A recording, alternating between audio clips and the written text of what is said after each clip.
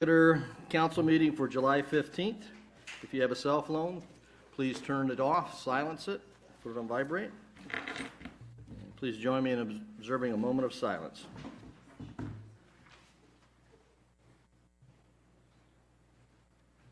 Please stand and join me in the Pledge of Allegiance. I pledge allegiance to the flag of the United States of America and to the republic for which it stands, one nation, under God, indivisible, with liberty and justice for all. Please be seated. Ms. Domingo, please call the roll. Councilmember Clark. Here. Reed. Here. Brown. Here. Lawler. Here. Spicer. Here. Williamson. Here. And Mayor Atchison. Here. Okay. First item is approval of the agenda. I have one proposed item to remove, and I think we have an addition. First item to remove is under discussion action items under B, request approval of boards and commissions. The first one listed is Ms. Leah Jensen Abbott, reappointment to the Building Board of Appeals. She has other commitments and has asked not to be reappointed to that, so we'll not discuss that this evening. Councilmember Lawler. Thank you, Mayor. I would like to revise the agenda for up under presentations and recognitions. I would like to add Miss Mary Slater to introduce our French visitors, if you don't mind, and discussion. Item number J, community engagement. I'd like to ask the council if I could move it between B and C. So may I have a motion? So moved. Okay, support? Second. Okay, all those in favor say aye. Aye. Opposed? Okay, the agenda is approved as amended to remove the reappointment of Leah Jensen Abbott, to add Miss Mary Slater to introduce our French interns here, and to change the order of the agenda for item J between B and C. Thank you.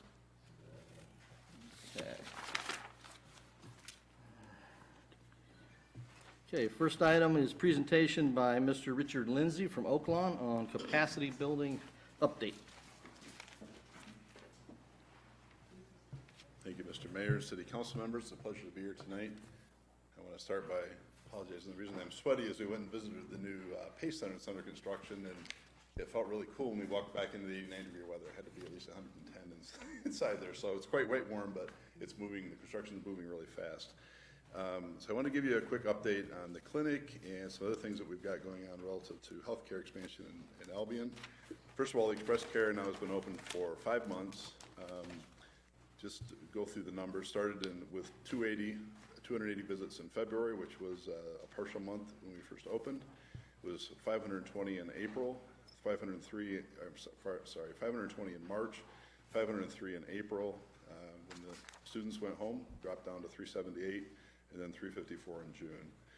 So as of right now, we're averaging 439 visits per month, which if you do the math for the entire year, is 5,625 visits per year, which is all additional visits, additional healthcare access in Albion. I want to pass this around. So this is something that is going to be dropped in the mail. Actually, I think it was dropped in the mail today. And so if you look down on the lower right-hand corner, it says open on Sundays. So on August 4th, we're going to be open on Sundays, and we're going to be providing Sunday-a-week healthcare in Albion. First time since the hospital closed in 2002. So we're super excited about that, and it's going to be an opportunity to, again, access healthcare in Albion as opposed to having to travel to another community to do that. We are working on the parking next to the clinic. Had a couple community meetings, had some discussions about it. There's a lot of love for Collaboration Corner, so we're going to leave Collaboration Corner the way it is. We're going to take that big concrete piece of that's left over from the gas station. We're going to take that out. We're going to put parking spaces in there, but won't encroach into the green space at all. We're also going to take the old entrance from the gas station that's just kind of looks out of place with the park there, take that out as part of it, and then we're going to do some work to improve the sidewalks and some of the road to provide some additional parking. Albion College also took down the gate, took down the card reader that wasn't being used anyway, and we're going to put some signage up to make clear that the clinic is, in fact, there's parking behind one. There's a lot of parking there. It's always a matter of how far you have to walk to access it. So we think those are going to be continued improvements. As far as community outreach, last time I talked to you, I talked about what we were going to do relative to community outreach. And bottom line is we've done a lot. I'm not sure we've reached everybody that we need to, but we're going to keep working on it until we do. Nikhil Patel, I don't think Nikhil's here tonight. So Nikhil Patel is our AmeriCorps Vista that's been working with us. He's been very involved in this. Just a couple of things we've done. We now attend every healthcare related meeting in Albion. So regardless of what the context is, if it touches on healthcare in Albion, we're going to have somebody there. We're going to be involved in events. We're going to be supportive. We've distributed a lot of brochures. We distributed brochures at the Albion Food Box, was something that we hadn't done before. Made more presentations than I remember. Everybody that will listen, and so if you know of anybody I haven't talked to, let me know. I'll be glad to talk to them about it.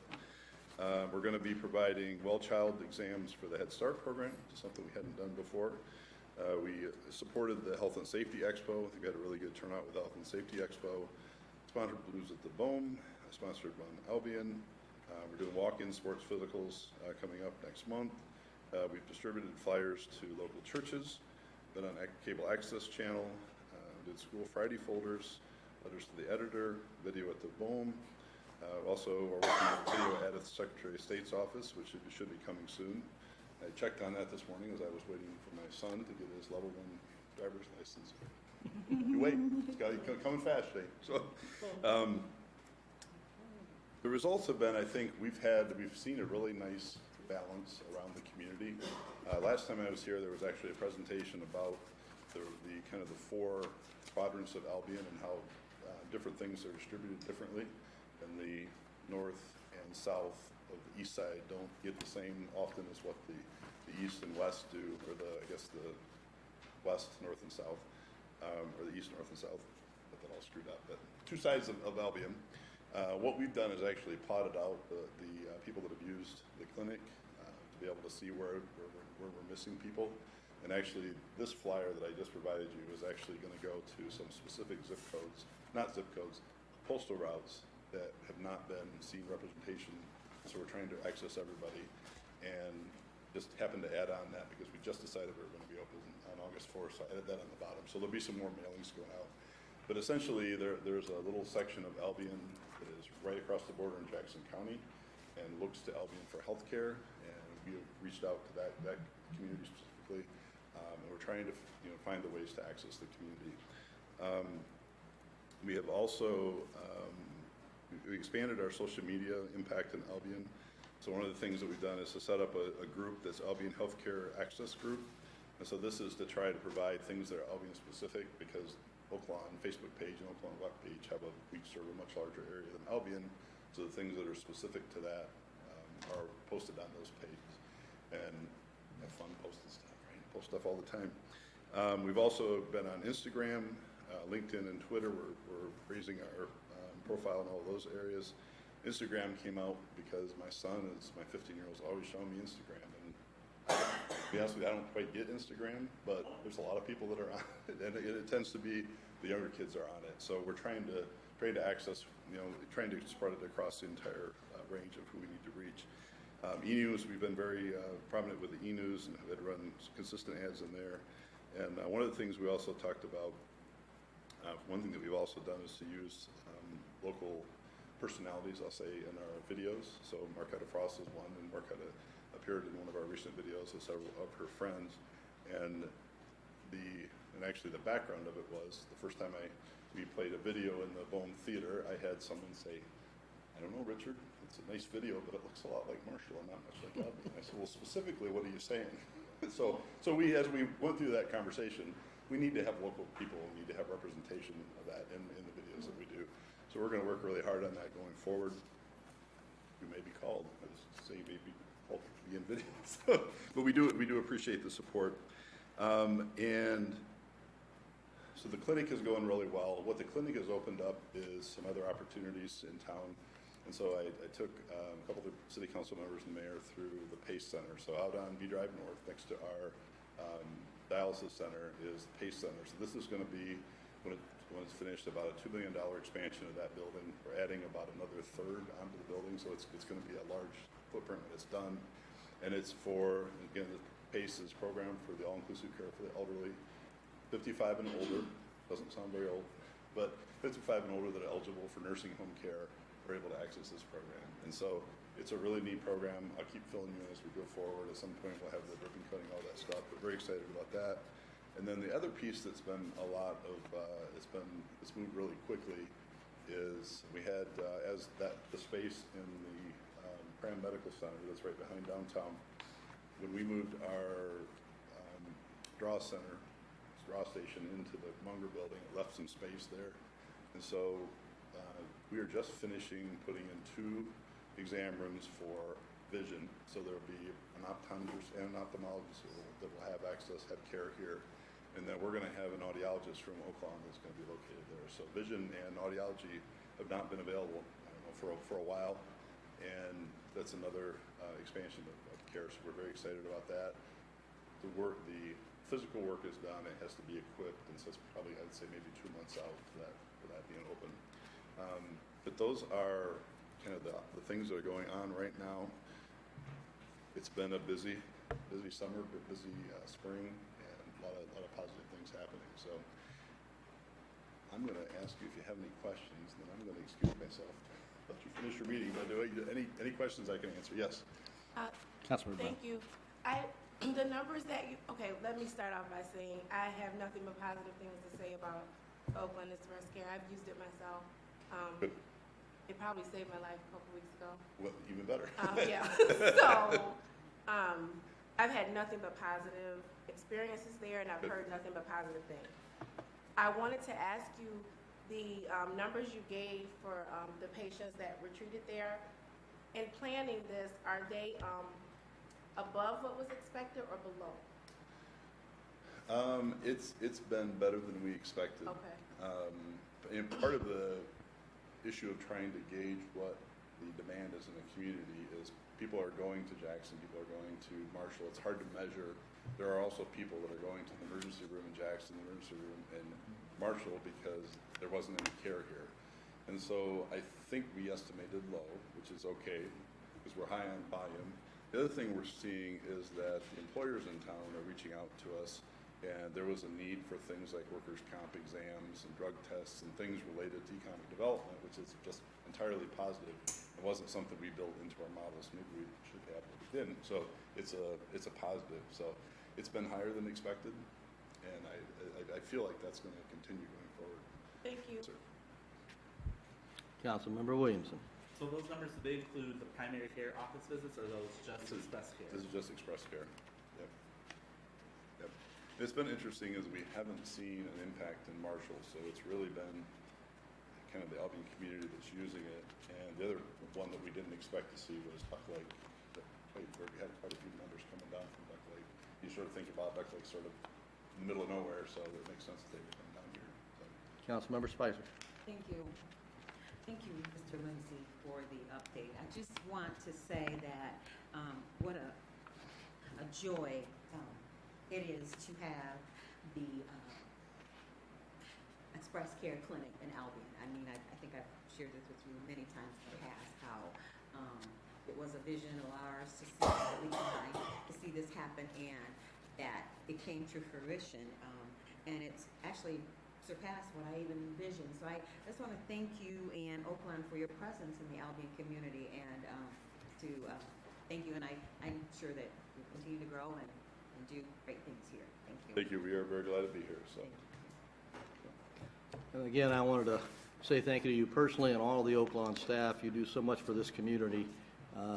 In the time that I've lived here, the medical services, the support here in Albion has just skyrocketed. The dialysis center was a giant step forward, and you just keep doing and doing and doing. And every time something's going on in the community, Oaklawn's is just about always there and part of that. And so I really appreciate that, as does our city. And we very much acknowledged as our two pillars are Albion and Marshall. And so we're glad to invest and glad to collaborate.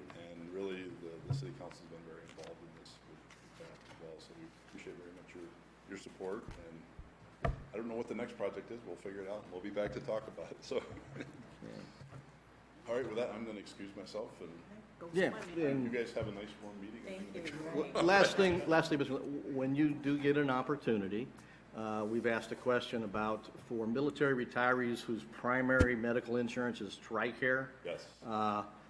It's difficulty finding places that take TRICARE, and we're trying to convince military veterans to move to Albion. And I mean, people come from the U, pay lots of places, so that's, if you can let us know, that would be great. And I did. I mentioned it to the CEO, and we will do some research and see what we can find out. Anything that gets people to move here is a good thing. So, all right. Thank you all. Appreciate it very much. Excuse me, I just have a housekeeping comment to make.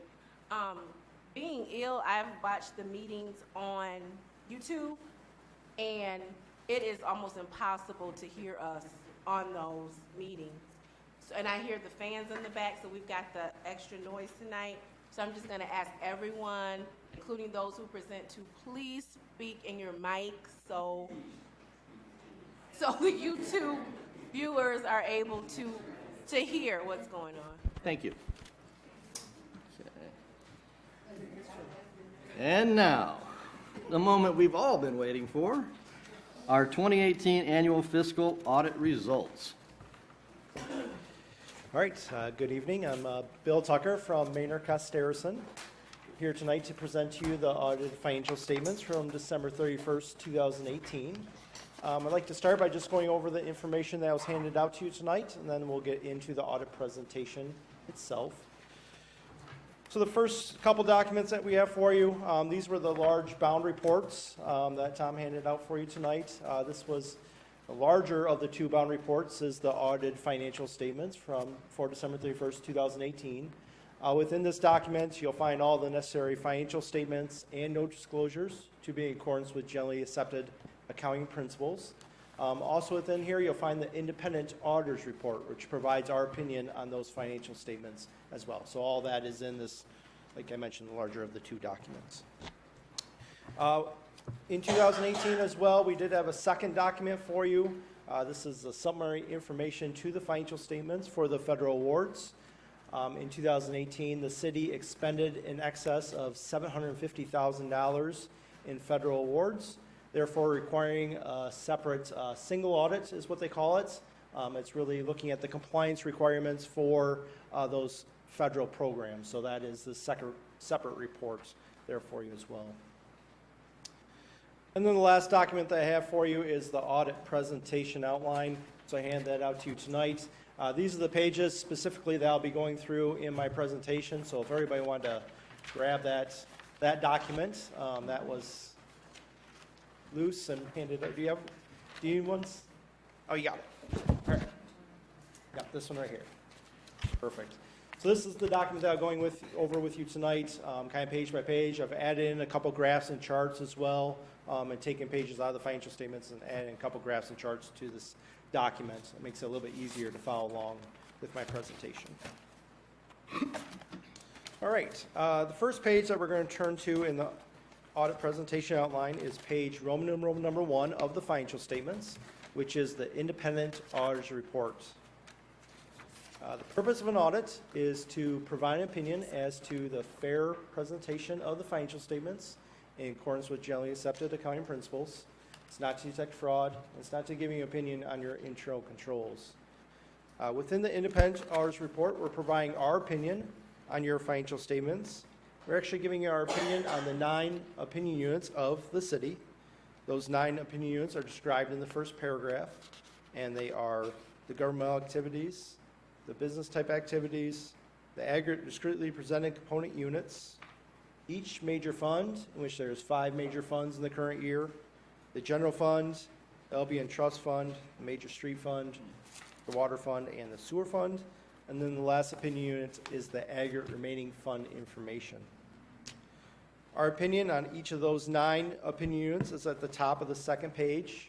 in the paragraph that's labeled opinions, in which it Councilmember- states. Thank you. I did have a question, just for my own understanding. Sure. Under the responsibility you outlined, you do not audit the housing commission, but you look at the audit of other auditors? Right. So the Housing Commission is a component unit of the city. So therefore, the Housing Commission has separate auditors for that Housing Commission. So we use the information from their reports to bring it into your financial statements. So we're not auditing that information, but we're including those numbers into your report. Thank So you. Our opinion, as I get into the next spot, we're using that information from those other auditors, in our opinion. All right, so at the top of the second page, our opinions states, in our opinion, based on our reports and the reports of other auditors, as mentioned, the Housing Commission, the financial statements referred to above present fairly in all material respects. So that's what we consider to be an unmodified or clean opinion, and that's the best opinion you can receive on your financial statements. It means that everything is presented in accordance with generally accepted accounting principles. The next paragraph down relates to an emphasis on a matter for change in accounting principles. In 2018, there's two separate changes in accounting principles. The first change relates to GASB Statement Number 75, was implemented in the current year. That relates to the recording of the other post-employment benefits liability in the financial statements for the first time. The second area relates to GASB Statement Number 82. That was a minor change related to some reporting for payroll for the pension note disclosures. So, not very significant there, but it was a change in accounting principles. We'll get into GASB Statement Number 75 a little bit more on the next pages. The next page that you're going to turn to is page number 1 of the financial statements. Page number 1 is your statement of net position. The statement of net position is presented on the full accrual basis of accounting. This includes your assets, your deferred outflows resources, your liabilities, deferred inflows resources, and net position at December 31st, 2018. As I mentioned, it's presented on the full accrual basis of accounting, so it includes things like your capital assets, your net pension assets, your long-term debt, and also your net OPEB liability are all included within this statement. I've highlighted a couple numbers on this page for you, just kind of things that have changed over the last couple years. So the first number I've highlighted there for you is the net pension asset for the city of approximately $6.5 million. So that was new a couple years ago with GASB Statement Number 68. So this is probably the third or fourth year that that number has been reported in the financial statements. I'll get into a little bit more details about what that means for the city, the net pension asset, on the next couple pages. The next number down that I highlighted for you is the net OPEB liability, or other post-employment benefits liability, of approximately $301,000. So that is that new number that's reported in the financial statements in 2018 for GASB Statement Number 75. All right, let's get into just a little bit more details on the net pension asset and the net OPEB liability on the next couple pages. So for your pension plans, you have two separate pension plans at the city. The first one that is presented on this page, page 53, relates to the primary government and the Housing Commission, except for the public safety. This is the pension plan that is with the MERS, or the Michigan Employee Retirement System. As you can see in the far left column, you have, for this plan, you actually have a liability of approximately $303,000. That plan is currently funded at 98%. So that is, well, compared to your other plan, not as good, but compared to other municipalities in the state for their pension plans, that is funded really well. So we're seeing plans funded at approximately 70% funded, and you guys are at 98% funded. So, I mean, you guys are right there with it being, almost 100% funded. We see a lot of fluctuations from MERS with their investments, their discount rates, rate of returns on their investments that has significant fluctuations in those dollars from year to year. Overall, very well funded though for the city. Excuse me, so I know these are 2017 numbers, so what are we here at the end of 2018? Yeah, so the numbers from MERS are reported as of December 31st, 2017. There's availability within the GASB statement number 68 to use a prior year number, 2017, when the current year information isn't available. So the MERS actual valuation is usually available in about June. So to be consistent from year to year to year, they recommend using the previous year's valuation when there's times like that when it's not available till later in that fiscal year. Thank you. Yep. All right, so the very next page, page number 55, this relates to your public safety officers retirement system. This is a single employer defined benefit pension plan. This one, the actual valuation is reported for December 31st, 2018, so this is the 18 information. At December 31st, 2018, this plan had a net pension asset of $6.4 million, and that is funded at 146% funded. So obviously very well funded there. You guys have had that be overfunded for a number of years without really having to put in significant contributions into it. So it looks like over the last 5 years you've had some small contributions, but that has been overfunded for 10, 15 years. So very good job of getting that to a place where it's funded and then keeping it at that point over those last number of years with the changes in the market and everything else. Councilmember Brown. Thank you. So going back to the Primary Government and Housing Commission Yes. Page that you reported, we're funding it at 98%. Correct. And compared to other communities, that's great. Yes, definitely. However, we're not at 100%. Do you make recommendations or have suggestions on how to increase that? So yeah, I mean, obviously, if you wanted to be at 100%, the answer would be just to increase your contribution from year after year to get that funded. Obviously, there will be changes the one thing you'll see with MERS next year, 2018, when you see those numbers. I've already seen 2018 numbers for other municipalities, and that last quarter of 2018, they saw a loss on their investments. You'll actually see your percentage go down next year because they actually had a loss on their investments. They were expecting to return approximately 7% investment return, and actually it was a negative some odd percentage. So the other thing that's going to be a significant impact with that plan is they're actually changing their estimated rate of return from 7.75% to 7.35%. And that will come into effect in 2019 or 2020. So again, that will have an impact on the funding percentage, and that will actually go down. So again, I think as the state, if you looked at the requirements, set forth by like Public Act 202 of where you're funded at, they want municipalities to be funded at least 60%. So you guys are obviously above that. You guys are above the trends for other municipalities. I think the actuaries, when they put together the numbers and what your required contributions would be, they're trying to get you to that 100% funded.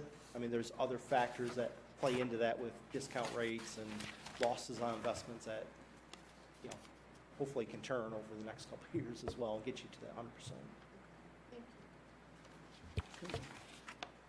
Okay. All right, the next page I just wanted to turn to, this is page 58. The heading at the top of this page is the retiree health care plan. As I mentioned, this is for your other post-employment benefits. At the year end, you had a liability of $301,725. That is currently funded at 12.75% for that plan. So overall dollar amounts is about the same dollar amount as your plan that was funded at 98% of overall liability.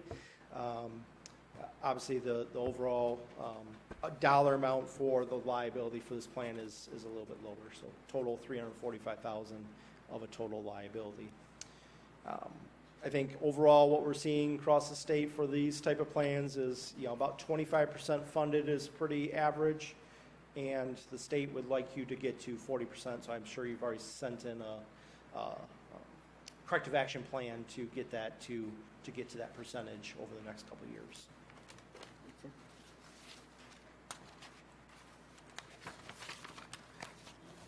Okay. Yeah, a couple more pages to go through. The next pages that we're going to turn to is page number 3. This is your governmental funds balance sheet. This is a snapshot of your assets, liabilities, deferred inflows of resources, and fund balance at December 31st, 2018. This is presented on the modified accrual basis of accounting, just like you're adopting your budgets at. So this is the fund level presentation you're a little bit more used to seeing. On this page, I'd like to focus on your general fund on the far left column, as it is the main operating fund of the city. In particular, on this page, I'd like to look at your total fund balance, which is the second number up from the bottom, and also your assigned and unassigned fund balances as well. So at December 31st, 2018, you had total fund balance in the general fund of $1,504,613, with portions of that fund balance that are considered to be non-spendable for sections as prepaid expenses. So you've already expended those dollars out. Leaving you with a assigned and unassigned fund balance, the third and fourth number up from the bottom, of $1,281,197 that is available for expenditures in future periods. That dollar amount represents approximately 33% of your annual operating expenses, and is pretty consistent with last year. Last year, you're about 30% of your annual operating expenses sitting in fund balance. Our recommendation, our minimum recommendation that we like to see in that number is between 15 and 20% as a minimum within your fund balance. So you guys are in excess of that and in a good financial condition. We'll get in some graphs a little bit later on, and you'll see a trend where that fund balance has stayed really pretty consistent over the last 5 years. All right, moving on from there to page number 5. Page number 5 is your statement of revenues, expenditures, and changes in fund balances for the year ended December 31st, 2018. Again, focusing on that general fund, the far left column, you had total revenues in 2018 of $3,950,852. That was a decrease of approximately $1,600 or less than 1% from one year to the next. So no real significant fluctuations there within your revenues that we saw in 2018. Moving down to your expenditures, total expenditures in 2018 of $3,882,401. That was down approximately $120,000 or 3.1% compared to 2017. The main fluctuation that we saw within your expenditures was related to your recreation and cultural expenditures. Those saw the largest decrease, and that was related to, in 2017, you had upgrades and renovations at the park. So a little fluctuation there in your expenditures. Results for the year, third number up from the bottom, you add your fund balance in the dollar amount of $67,827.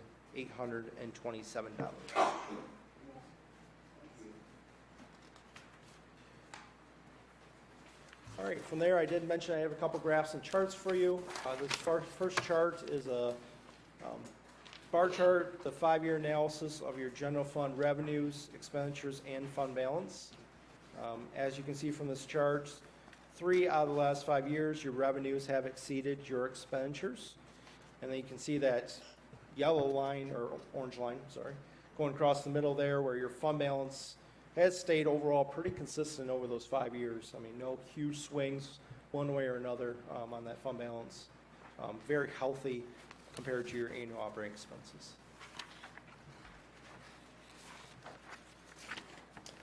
The next 2 charts I have for you is your composition of your general fund revenues and expenditures. The top pie is the general fund revenues. Making up the largest component of your revenues is your intergovernmental revenues at 32% of your total revenues in 2018. That is down a little bit from last year. Last year is about 36%. And the second largest piece of the pie is your property tax revenues at 26% of your total revenues. The bottom pie, general fund expenditure detail, making up the largest component of your expenditures is your public safety expenditures at 55% of your total expenditures. Pretty consistent with last year. Last year is about 53% of your total expenditures. All right. Last page I have for you, this is the summary of your audit results. Starts off in the first section with your financial statements. As I mentioned before, that unmodified clean opinion on your financial statements in 2018. The next kind of component that gets into there is your internal control or financial reporting. We did have one material weakness that we identified in 2018 and one significant deficiency. That material weakness is identified at the bottom of the first page and relates to material journal entries that were proposed by the auditors. So we had some material journal entries related to beginning that position in 2018 that were material to the financial statements. And if you turn to the next page, we also have a second comment relating to your internal control over credit card use. This is what we consider to be a significant deficiency in the internal controls over financial reporting. So during our testing of the credit card controls, we noted instances in which the city's internal controls were not being followed in practice. Specifically during our review of credit card purchases, we noted instances where supporting receipt documentation was not retained. Further in discussion with city management, we noted instances where odometer information was not being recorded for gas purchases. And finally, city management also was unable to verify total amounts of credit cards that were currently in use. So several different areas within the credit cards that really need to be tightened up for your internal control policies and procedures.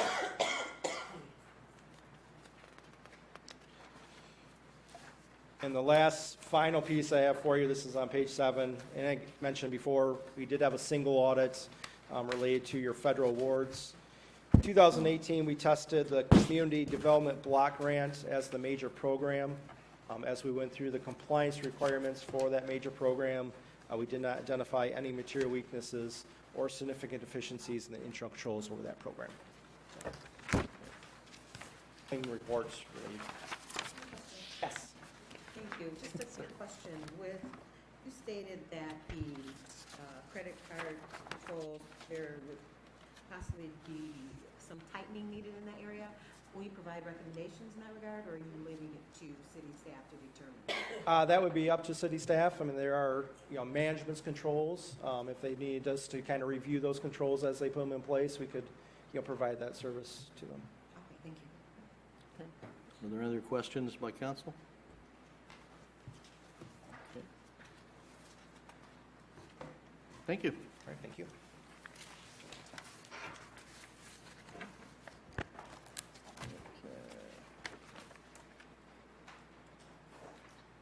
Okay, next presentation is the Local Officers Compensation Panel Findings and Recommendations. The Honorable Bill Stover, former mayor of Albion.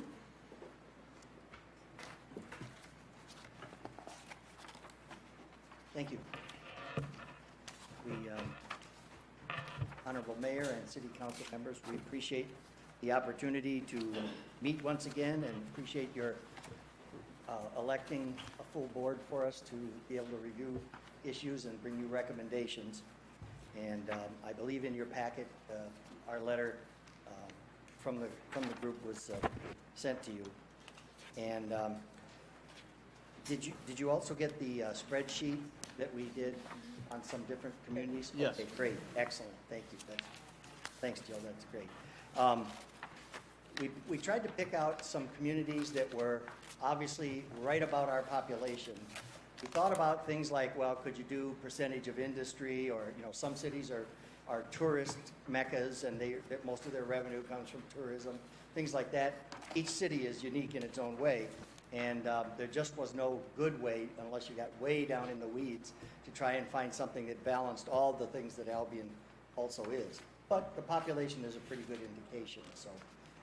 And you can see we've got Hillsdale and other communities around it. Actually, Hillsdale was the very closest to Albion's all the way through.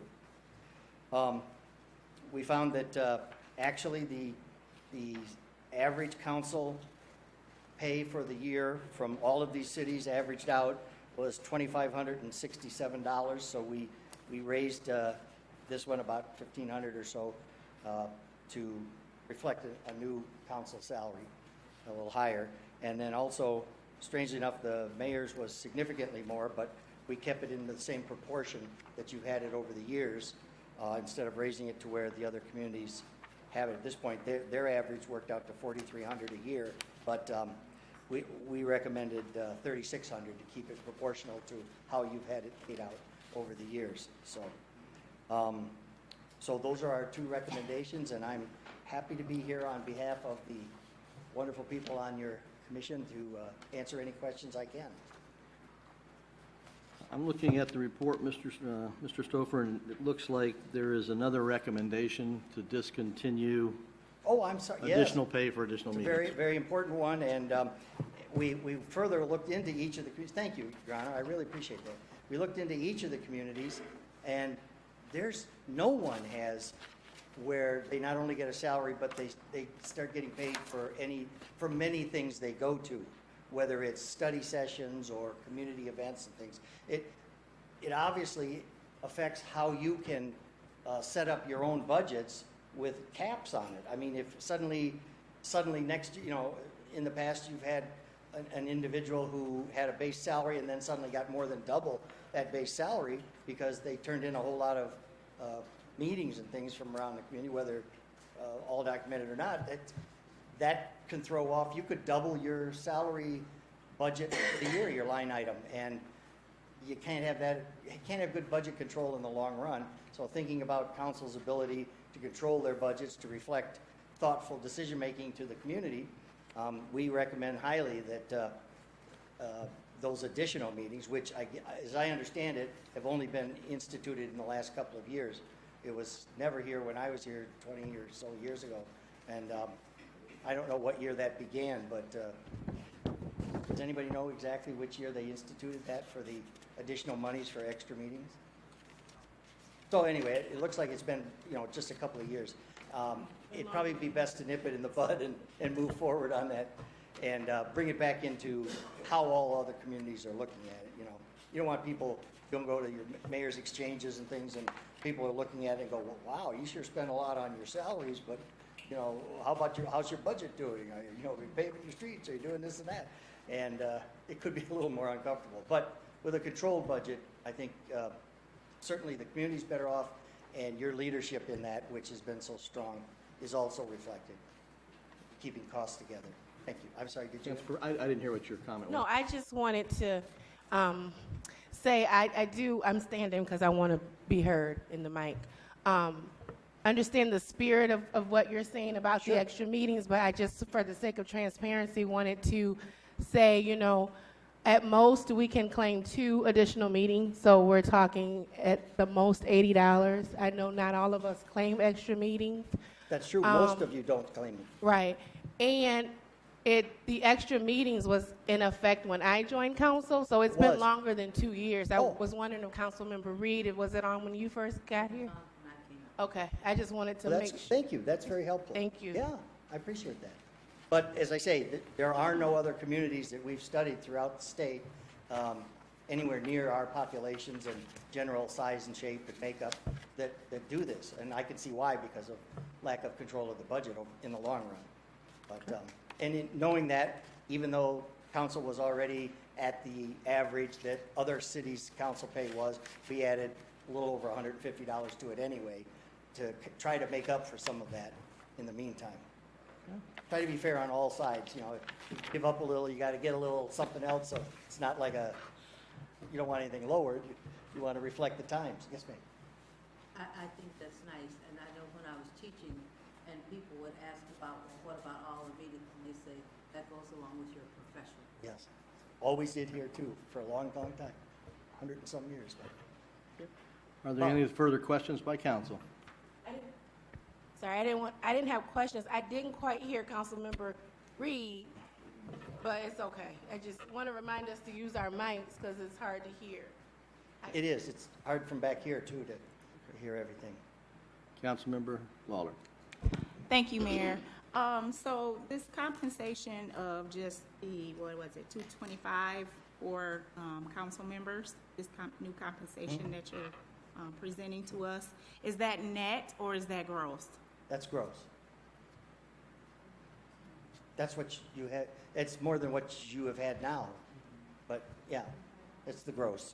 I don't think they've ever done these minus taxes because maybe individual We get taxes circumstances taken might be out. different, yeah. Yeah, we get taxes. Good taken. question, thank you.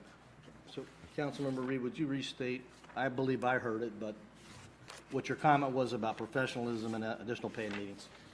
I said, for one thing, I said, thank you for the increase. And for the next thing, I said, when I was teaching for 38 years, and some people would ask about all the meetings we were having, and they said, that goes along with your professionalism. Exactly. You apply for one of these positions, you're not gonna get paid what you're worth, but you're going to Right, get paid, exactly. and the rest you should want to do to help. As they say about folks in leadership positions, you give of your time, your talent, and your treasure. That's it. And that part of your treasure is that you're not getting paid for maybe the level of expertise you're bringing to the table, but you're doing it because you want to be a part of the community and be able to lead for all the other folks who aren't here to have a say. Councilmember Spicer. Thank you. I think what you said is well and good. However, I just wonder, did the commission ever, or did they ever think to have a conversation with the council members in regard to, before they actually provided this recommendation? To get feedback? I just came on this board, and I was on it 20-some years ago also, but I don't recall at any point where it was discussed with either the mayor or the council members, just because you could be influenced by, oh, I really need this, can't you help us out, or something, or I think we're overpaid, cut it back, anything could come up, but it's hard when you have interactions with local folks and you know everybody, and it's a small town. If your best friend comes in and says, I'm running for council next year, and I hope you raise that quite a bit or something. You don't want that kind of a thing. So, in all honesty, we didn't make the effort to do that. I'm not aware of committees such as this that have gone to that. It's always possible. There's nothing, it's not illegal or something, but it would show a certain amount of, not collusion, that's been a bad word in this country for a while now, but a certain amount of, what's going on there with the talking back and forth, don't let it influence it, or did it, and you don't want citizens thinking that either. And it wasn't, and it hasn't been. So I have a question for our city attorney. My recollection is within the charter, there is some language about some separation between council and commissions and whatnot. And I thought it actually pertained to this one specifically because it dealt with compensation for elected officials. If it did for any, it would probably be for this, Your Honor, because this one directly affects your own pay, so it is conflict in that sense. Yeah. Do you?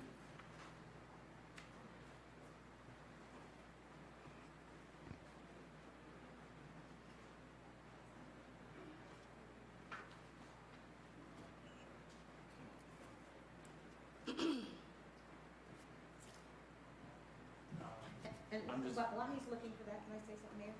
Councilmember Spicer. So this recommendation is just that the council can vote to not accept it, or?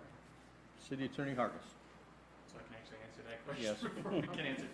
So, and actually I was gonna address this as you got to agenda item A. So the statutes governing local officers' compensations commission are contained within the Home Rule City Act, and what it provides is whatever the recommendation of the compensation commission becomes your salary unless 2/3 of the seated council by resolution elect to reject that Right. recommendation. So Right. you actually don't need to vote to approve it. It becomes your salary unless 2/3 of you by resolution vote to reject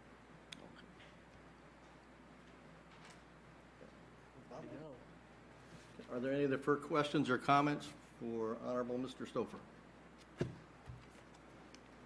Councilmember Brown. Thank you. So just a comment, thank you for coming before council tonight. Happy to. Just to make things very crystal clear for those in the audience and those watching, what's being proposed now, currently as council members, we make $200 a month. And what's before us now is an increase of $25 to $225 a month, and the option to not claim extra meetings, which in the past have potentially provided an additional $80 Yes. of our 200 base. Yeah, So and it's not provide an option to not accept it. We're recommending that it that not be. is not, Yeah. that it not be, right, So, just to be okay. clear. Yeah, I don't think anybody serving on council is looking to get rich You on fol- our service. You folks have I, truly been wonderful. Thank you. To the community. Most of you, almost every one of you, if you maybe took one deduction or something, that was about it, but most of you didn't even touch it, didn't turn in a receipt for anything. You just did it because it's your public duty, and you're all to be commended for that. That's really great. I appreciate As a it. citizen, I just want to thank you. Thank you. So, Mr. Mayor, to answer your question, I don't see anything in the charter that specifically speaks to what you were asking me about. Thank you. Okay, any other questions or comments? Thank you, sir. Thank you for the opportunity to come in. Appreciate the hard work of the panel. Happy to help. Next up is property tax assessments for nonprofits. Mr. Van de Vries. Mr. Mayor, distinguished council members, thanks for inviting Sir, if you me. could speak to the mic, thank you. Yeah, make sure everybody can hear me. Yes. These. Thank you for having me here. I was just called last week to come and let you know, I wasn't sure exactly what the context of the meeting was, other than how a nonprofit gets exempt. If that's the crux of it, I can stick to just that. I think it's probably best to start with the Constitution requires as assessors that we assess all property in all jurisdictions unless expressly exempt by law. Express exemptions would be property owned by the federal property, state property, property that's owned by a city or local municipality, but there's some conditions when it gets down to the local level, county, city, and that is that property has to be used for a public purpose. So just because you're a city and you own a piece of property, it needs to be used for a public purpose to be exempt. So there are instances where municipal property could still be taxed. And there's many instances of that with county property. If they're leasing it out for cell towers, revenue producing, that would actually put a portion of that property on the tax roll. So we try to look for those and make sure that property that should be taxed is being taxed.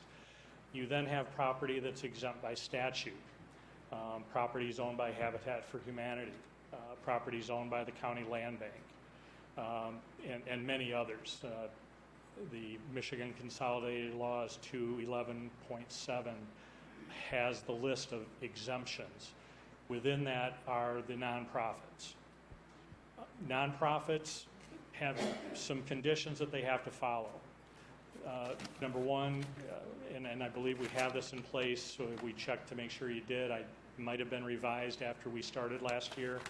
There's an application to apply to be exempt. And what the city requires is that they provide the articles of incorporation, the bylaws, and the letter from the IRS stating that they're a 501(c) corporation. Now, just because they're a 501(c) corporation, nonprofit, does not automatically make them exempt from property taxes. They still have criteria that has to be met. The property has to be owned and occupied by the nonprofit. The nonprofit also has to be providing some relief of burden from the public. So, and again, under the nonprofits, there's specific items like for educational purposes, scientific purposes, for libraries, things like that. So one of the things that we've done is we found property that we do not believe qualified as a nonprofit to be exempt from the property taxes. We've put some back on the roll, 2019. We're in the process this year of actually resending out a letter with an application if there's a question. Churches are specifically exempt. They're ones that if you're a religious organization, you have a church, it's exempt, provided there's still a church there and it's still being used as a church. So we do need to kind of follow up with that and make sure that church property is still a church and being operated as a church. Parsonage is owned by a church.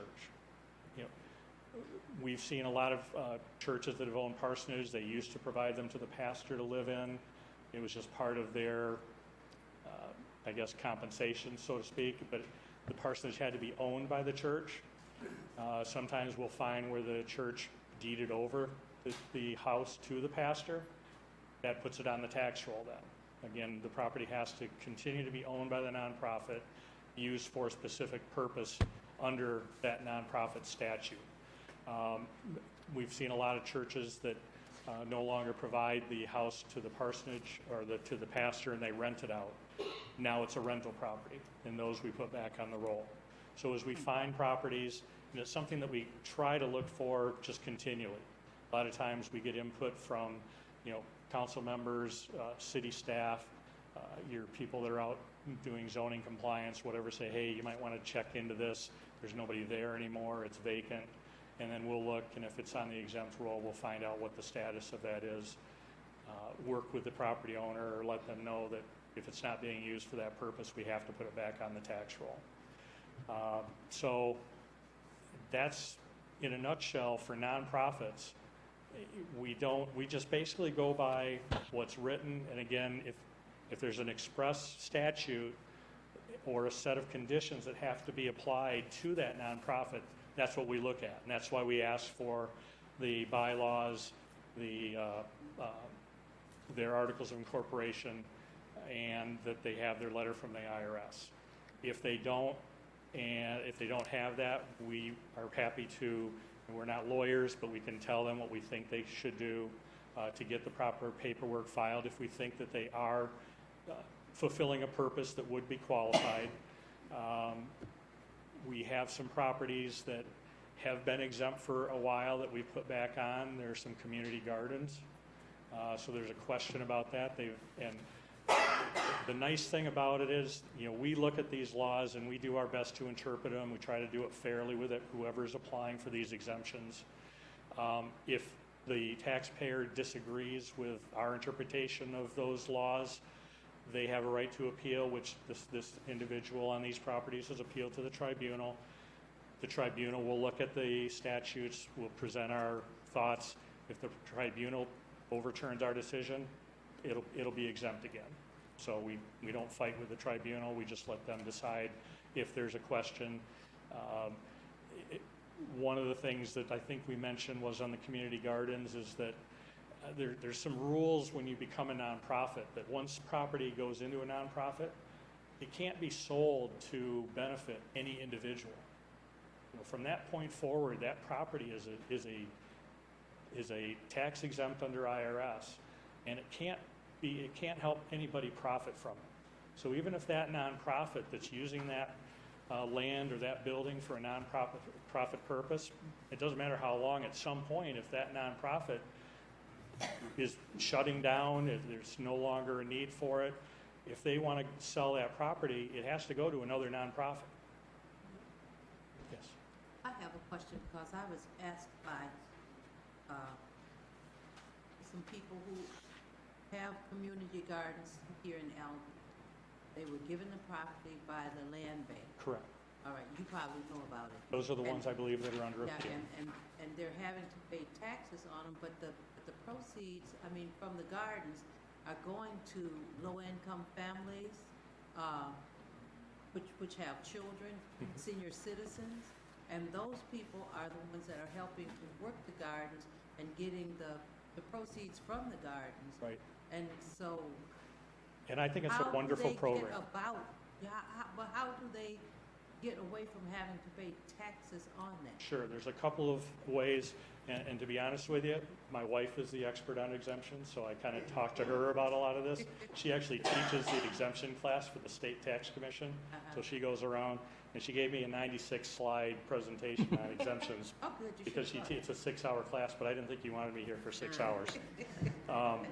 And so I asked her about the community gardens, and she said that she found either case law or statute, if they dedicate the property, and they might have to modify their bylaws or their articles of incorporation, how they're set up, but there's a couple things they can do. If they dedicate the property to the public, that she believes would then exempt them. But right now, as a nonprofit, there's nothing to occupy. I mean, sure, the land is being used by the people that they're intending to, but the nonprofit itself is probably just there on occasion, maybe monitoring the land, but they're not occupying the land for that purpose. So it's not like they have a building there, they're on that property, they're monitoring every day the people that are there gardening. And again, I think it's a great program. The other thing they could do is they could actually turn the property over to the city, make them city lots. I don't know if that's going to, if they're going to continue to be used as community gardens, if that puts any type of liability on the city. I don't know what type of insurance the nonprofit needs to have to make sure that if there's people using the property to grow crops, how the food is being distributed. Is there any checks? Is the food safe to eat? I mean, was the ground? I know in many places with farmers markets, they have to have their soil tested, I believe, and food tested before it can actually be sold at a farmer's market. I don't know if any of that's being done. So who would they talk to get all of this information that you're giving us? I would refer them to my wife. I mean, they could certainly add my wife, Donna Vandervries. They could contact, the assessor, Josh Cunningham, and Josh certainly has Donna's. She's the equalization director up at Muskegon County, and they do the assessing for many of the communities up there as well. She's always happy to answer questions. Can you provide me with the information that I need to Absolutely. Josh, or either for your wife, Sure. like an email or a telephone number or Yes. something of that sort? Yes, I would appreciate it. Sure. Thank you. So the application by the nonprofit, is that one time or that's annually? Generally, we're not going to keep sending this out on an annual basis. Once we have it, if it's staying under that same ownership, then we would just keep an eye if we see that something's changed in a building, or we see any documents come through that indicates a change of ownership, then we may do a follow-up. But generally, it's not something they have to apply for each year. And the tribunal, is that a state entity? Yeah, it's the state tax tribunal, and they can appeal by May 31st. They come to the March border review first, which they did, and then they have until May 31st to file an appeal, which they did. We file an answer, and then it gets scheduled, which probably later this year. They're about 6 to 8 months out from the time an appeal is filed. And again, there's some appeals that we would vigorously, we believe in the value of the property, and we're going to defend it the best we can to maintain that value for the city on the tax roll. And there's those that, we believe these are taxable, but it's one of those that if we go to the tribunal and the tribunal disagrees, I'm not going to be that upset. So. Councilmember Lawler. Thank you, Mayor. So, I've had a couple questions. I'm glad you're here today to clarify some things, Sure. and I appreciate it. So, if a nonprofit has filed for, with the city, the exempt paper and got approved for it, and the property that they may own is used for storage, and every now and then they may do some things out of there every now and then, but they do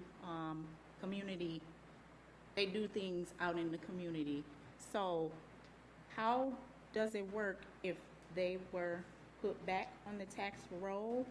Is that fair to them, or because it hasn't changed for them when they filed for the exempt through the city and got approved for it? So, like I said, the things that they do outside of their building in the community, their building does store all their equipment. So how does that work? And I'm with Ms. Councilmember Reed. Could you provide myself with some information about who they can talk to? Certainly. As far as the communication, I'll make sure that I'll send it to to Jill, and let her distribute it so everybody has the same information. Okay, thank you. And to answer your other question, as Mayor Atchison said, we do look at exemptions, we can, every December 31st. So if an exemption was granted in the past by previous assessors or city, whoever looked them over and did the approvals in the past, if it's a property that we feel does not meet the criteria, and I wouldn't say that we're going after them for any particular reason other than the State Tax Commission is actually including that process on the AMAR now, which is the audit of minimal accepted requirements for assessing. And so, which is the reason why we made sure you had an application for the exemptions. They're actually taking those applications and making sure that we have all the necessary documentation to be granting the exemptions. And so we're basically trying to fix the properties that we feel don't meet the requirements before the state says, why are you granting these when they don't meet the requirements? So if that property is being used or is not owned and occupied by the nonprofit for the purpose of the nonprofit, and there is wording in the statute about primarily used for the sole purpose of the nonprofit, that's a problem. Councilmember Clark. Are you finished? Okay. Thank you, Mayor. So I've heard the term before, nonprofit to profit. And I just want to make sure if I understood it correctly. So if you're a nonprofit to profit, that means that you have to follow the state guidelines like you're saying, but also the profit, the money that you've made has to be reallocated back into the business or whatever you're doing, and you have to keep a clear, concise record showing that it wasn't used for profit. Yeah, and that's pretty much something that they're going to prove to the IRS. Right. Because in order to keep their 501(c), and there's several other statutes under 501, where they show what proceeds they have and what expenses they have. It's acceptable for a nonprofit to charge a fee for the use of their services to cover their expenses. And in this situation, if a property does not meet the definition to be tax exempt, then it would certainly be, I believe, acceptable under IRS rules for a nonprofit to charge the necessary fees in order to pay those taxes and still keep their 501(c) status. I'm not a lawyer or an IRS agent, so, but it's my general understanding that those expenses would be considered reasonable, or the fees, and it would not disallow them. And charging a fee for services, if it is a purpose that is exempt from property taxes, is still okay. Doesn't mean that you have to lose money as a nonprofit or not at least cover your expenses in order to be exempt from property taxes. So again, it really comes down to the purpose of the tax exemption, and does it fall under one of the written statutes that allows it? Because again, we fall back to, there needs to be a specific exemption that these nonprofits would fall under to be exempt from property taxes, or we're required to put them on the tax roll by law. And our certifications are at stake if we knowingly do not tax property that does not meet an exemption. So that's why we tend to err on the side of putting it on the roll, and then if the tribunal overturns that, we have our get out of jail free card, so to speak, that where the state can't come down on our certification that we've granted something that shouldn't. Thank So for clarification, the application from the nonprofit 501c goes at the local level and is reviewed and is either approved or denied by the assessor. That's correct. Okay, thank you. Unless it's stated differently in the charter. If the charter has someone else that is supposed to be involved in that approval process, we would follow your charter. Okay. Any other questions? Councilmember Brown. Thank you. So I'm wondering, does anyone have a rough estimate of how many nonprofits have been put on the tax roll recently? I believe it's about 293. I'm talking here and now. 293. 293. Now, that includes churches, school-owned property, but also, actually, no, I believe it's 293 because I was trying to weed down the list with Josh to determine who we should be sending letters to, and I told him initially, don't worry about the churches that you know are being operated. We know those are okay. And school-owned property that's being used for school purposes. So we tried to whittle it down to property that we've got some that are in individuals' names, and those concern me the most because they need to be in a nonprofit. And I doubt if a property in an individual person's name is a nonprofit organization. They're not incorporated. We typically would see something Inc. or LLC or something that would indicate that they are a registered corporation, which would be required in order to file with the IRS to get that 501(c)(3) designation as a nonprofit. Okay, so approximately 290 nonprofits within the last 18 months, 24 months? No, that's what was on the roll when we started a year ago. Okay. And we've removed 10, 12 to 15 maybe. Okay, so if I understand correctly, there were 290 nonprofits that were being taxed, and you removed 15 off of the tax rolls? There's currently still 293 that are tax exempt. Okay. And in the last 18 months, approximately 15 of those nonprofits are now being taxed. Correct. Thank you. Either properties, some of the community garden, a few others that we found were exempt that we went out and visited. They're vacant. They're not being used for the purpose. Those we've put on.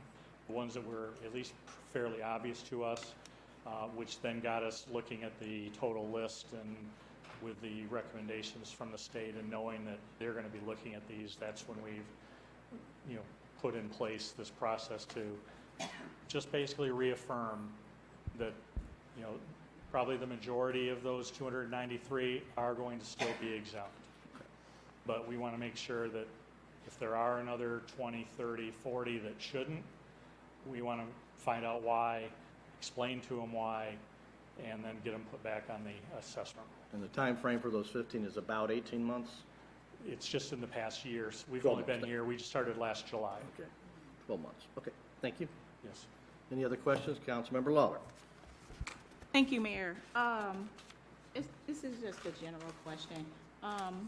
Should the assessor and city manager at least notify or have a conversation with a nonprofit to tell them what they can do before they actually get back on the tax roll?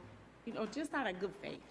That's what we're going to try to do by sending out this letter this summer, so that they know that we can get the information back. If we determine that we don't believe they qualify, at least with the current documents, that we can then give back to those property owners. And if it's due to a deficiency in either incorporation or the letter from the IRS, we can potentially let them know the purpose that you're using qualifies, but you don't have this that you need. So in those instances, we would try to get them to do that before December 31st. Because again, December 31st is that deadline that needs to be owned and occupied by the nonprofit. So there may be a building that is currently exempt, but it's not being occupied. The simple solution is that they occupy that building for the purpose that the nonprofit is being granted the nonprofit status for. So if they move in by December 31st and they're doing what all their paperwork says they're going to be doing, we would leave them on the exempt roll. We would not put them back on the tax roll. Councilmember Lawler.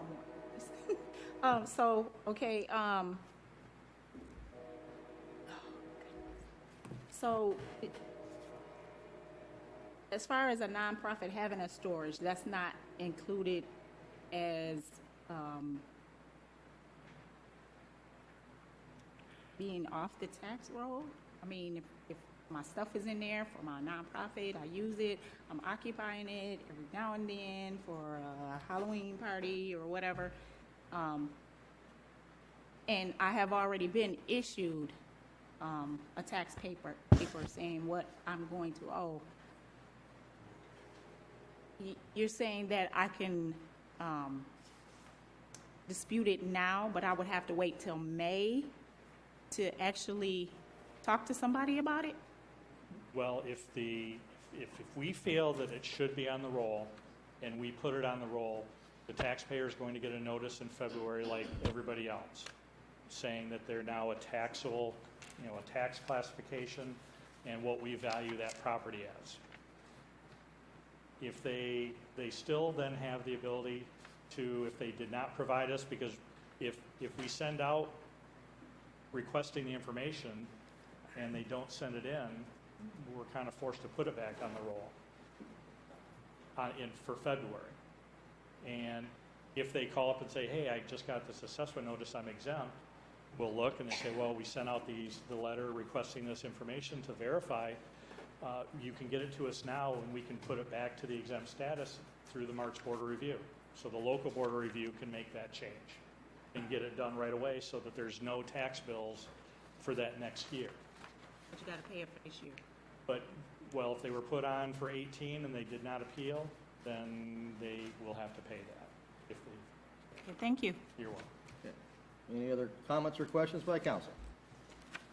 Thank you, sir. Thank you. Okay. Next up, Mr. Eric Worley, the president of our Greater Albion Chamber of Commerce and Visitors Bureau, to make us all brilliant on Albion's branding and marketing campaign. And with some, I thought we'd do an in-depth look at festival insurance policy for 40 slides or so first. So, I was just kidding. Again, Mayor and Council, thank you for letting me come here tonight to speak. I'm Eric Worley, President and CEO of the Greater Albion Chamber. With me is Anna Watson. She's the marketing manager at the Chamber, recent Albion College grad. So all the stuff that looks pretty coming out of the Chamber is 100% Anna's work, not mine. So we've got up on the screen here kind of a recap of what we've done recently with the marketing branding strategy that came through the Project Rising Tide initiative. Linda Lanou started working on this several months ago, and so through some of the collaborations and some of the resources provided for us, we were given kind of a new logo, a new look, a new feel. Gentleman came in for a week a couple months ago and kind of came up with what he thought was a good representation of what the community can provide, what we're proud of, some of the things we can be connected by, and that's kind of what he came up with as his slogan. On the next slide up, he came up with naturally connected. Through the nature of Albion with the river and the trails and all our parks, and just how we are a pretty close-knit community, is that whether we like it or not, we work with each other every single day. We have to play nice with each other, and so we are connected. And some of the things we've talked about doing, here's some of the examples. He did a revamp of the city's logo with some new color options on it, make it stand out a little more, make it pop a little bit. Instituting some of the stylized A into the Albion River Trail logo, downtown Albion, that kind of area having its own kind of color scheme, branding, everything, stuff that we can put around the community to showcase different parts of us. And one of the things we talked about was some of the low-hanging fruit that we could really use to implement this strategy quickly and effectively. He gave us some ideas for some of the light pole signage that can, we currently have these downtown. I didn't see any on Eaton or Austin. So that's something we look into, working with the city to get some of those brackets for the utility poles possibly put up throughout the rest of the community so we can get the signage in as many places as possible. some improved coloring on some of the city park signage, not necessarily tearing down things that don't need to be torn down, but maybe put a little splash of color on it. Can do a big, have a big improvement. I don't know if people saw a couple of the buildings downtown recently got repainted, and just today they were putting a new coat of paint up on the Albion Market, up on the corner of Austin and Eaton. And just a fresh coat of paint can do wonders to make just an area look even brighter.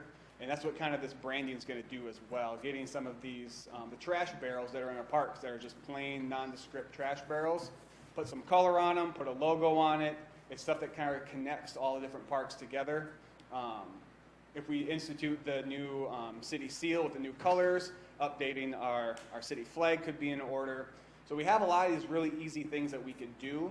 And what the chamber wanted to do was really kind of in a show of good faith, really come forward and be the first ones to kind of implement some of these changes. So we did some cursory looking around online for some prices of some of these items. So you can see there's websites listed next to these, but we really want to work with our local printers, our local companies. Some of our chamber members are printed, so we want to make sure that when we're doing these sorts of purchases that we're doing it as local as possible. So roughly what we found for 30 lamppost banners, that's just what we saw downtown. Obviously, we'd love to see some more out on Austin and Eaton. 2 over-the-street banners for downtown. Being MDOT's roads, I know there's certain restrictions we have to follow with things that go over the roads. A supply of 350 vinyl trash barrel wraps that could be cycled out as the barrels get used. They may get dinged up. We can have a supply that we can get them recovered. And roughly about 6 city flags to put up, one in here, one outside, some in different areas around town, and maybe Harrington Elementary could have a flag in their gymnasium possibly, but all these things pushed together, it's less than $2,400, and the Chambers knows that this is something that we can kind of go forward with and show that little bit of cooperation, collaboration, and show of good faith that we know that, as Bill Stauffer alluded to earlier, that Albion's one of a kind. And he looked, he did research, he didn't find many places that were similar to Albion, so we really need to celebrate that, our uniqueness, and be proud of who we are. And this marketing campaign, re-imaging, whatever you want to call it, can be the first step into kind of reintroducing ourselves to the community. As people are coming here, they can see this, whether they're coming in off the highway, whether they're coming down by Riverside Cemetery coming through from the south, they can see this kind of cohesion throughout the community. So with the cooperation of the Public Works Department, getting some of these things hung up when we get them, hopefully by the time festival comes around, because that's kind of our time to really shine and show everyone who we are when everyone comes in, thousands and thousands of people for the festival, really show that here's Albion with this kind of fresh coat of paint on it, kind of show that we've really kind of stepped things up a little bit. Future marketing and implementation, this is kind of where we hope to get some of the city buy-in, literally, but it costs a lot of money. As well, as far as some other funding sources, some of the wayfinding signage, if people are coming in from Eaton, making sure they can make their way through the community, whether they're going to different schools, whether they're going to Opportunity High School, trying to make their way downtown to the college, wherever it may be, we have attractive, bright, visually appealing signage that can get them there. New Welcome to Albion signage. I know the stuff that we have was done several years ago. It's time to get that stuff kind of more in tune with who we are currently. As we acquire new city vehicles, whether they're some trucks, some of the new equipment that council agreed to purchase not too long ago, getting this new color scheme and logo on some of these items can kind of show that we are proud of where we are. We are proud of who we are, and that we kind of are this one big community, and we show that cohesion across everything we're doing. Parks, vehicles, fire hydrants, whatever it may be. Let's kind of look like a team that we are. So I will work with the city manager, interim city manager, and public works department when we can get these items with the permission of the city to put them up when they arrive. And then we look forward to collaborating with the city and other entities in the future as we look to expand on this brand. Any questions? Councilmember Clark. So, could you go back to the first slide when you first started? You said that you're looking to do Austin and Eaton area. So yeah, so I saw if you included in that price. Well, if you look down on the light poles downtown, they have those little brackets that kind of stick out, and I didn't see those currently on Austin and Eaton. So that would be That 30 that we quoted in there, that covers just the downtown area. And so we'd be looking to expand upon the price point that we put on there to include as many as it would take to cover Austin and Eaton as well. But you can see for 30 of them, it's $504 roughly. So if we double that, triple that to include Austin and Eaton, we're raising the price at most $1,000, which the chamber is willing to incorporate as well into that. But Michigan Ave be included in that also? For the spots that the college doesn't have any, I don't know if the college has signage that goes up in there or not. I don't drive on Michigan very often, but if we have those signage as well in Michigan, definitely we can incorporate that as well. If we can hit those 4 major corridors coming into town, we want to make sure no matter what way you're coming to Albion, you know where you are. Thank you. I was visiting another city today, and because this was in our agenda, I really paid attention to what the city did and what it looked like. I was in Coldwater, actually. Okay. And a lot of things that you have and are presenting, I was able to locate in that city. And it's an older type city also, where there's a lot of historical buildings and things like that. And it made the city look a whole. Yeah, we're not reinventing the wheel with these ideas. Right. This is stuff that communities across the state, across the country are doing, and we're trying to make sure that we're up on that same level, if not better than them.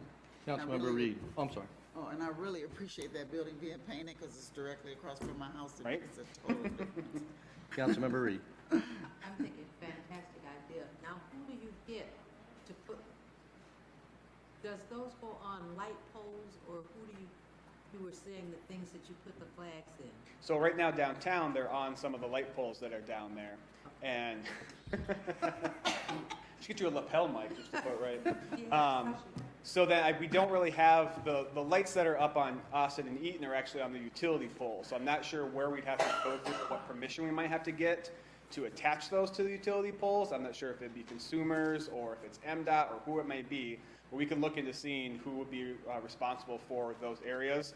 If it's something where we have to install some poles that are strictly for the purpose of hanging those batteries, we could look into that possibly. But the path of least resistance would just be to add those brackets to existing poles. Okay. So is there anything you're asking from council at this point, since you graciously said that the chamber is going to cover the cost of this? You're Nothing. even going to expand it as to I cover other zoned areas? in and out during the audit process, so I'm not sure exactly how much money the city has. So we're just going to say we'll cover this round, Okay. But we look to cooperate and do some collaboration when we look into the wayfinding signage and the welcome signages. Those will be way bigger expenses than what we presented today, but I think we could get some other local entities involved in kind of shouldering the burden, because this represents all of us, whether you're a for-profit, nonprofit, government, education, no matter what you are. This is what's welcoming people into Albion, and so everyone has a stake in this. So I think it wouldn't be a hard sell to get some other entities involved in the funding of some of these bigger pieces down the road. And coming up with these design concept was part of the Project Rising Tide. Yeah, so everything, all the implementation, all we have, the graphics that was pulled from that presentation Ben Muldrow gave a couple months ago as part of the Project Rising Tide initiative. Thank you. Thank you.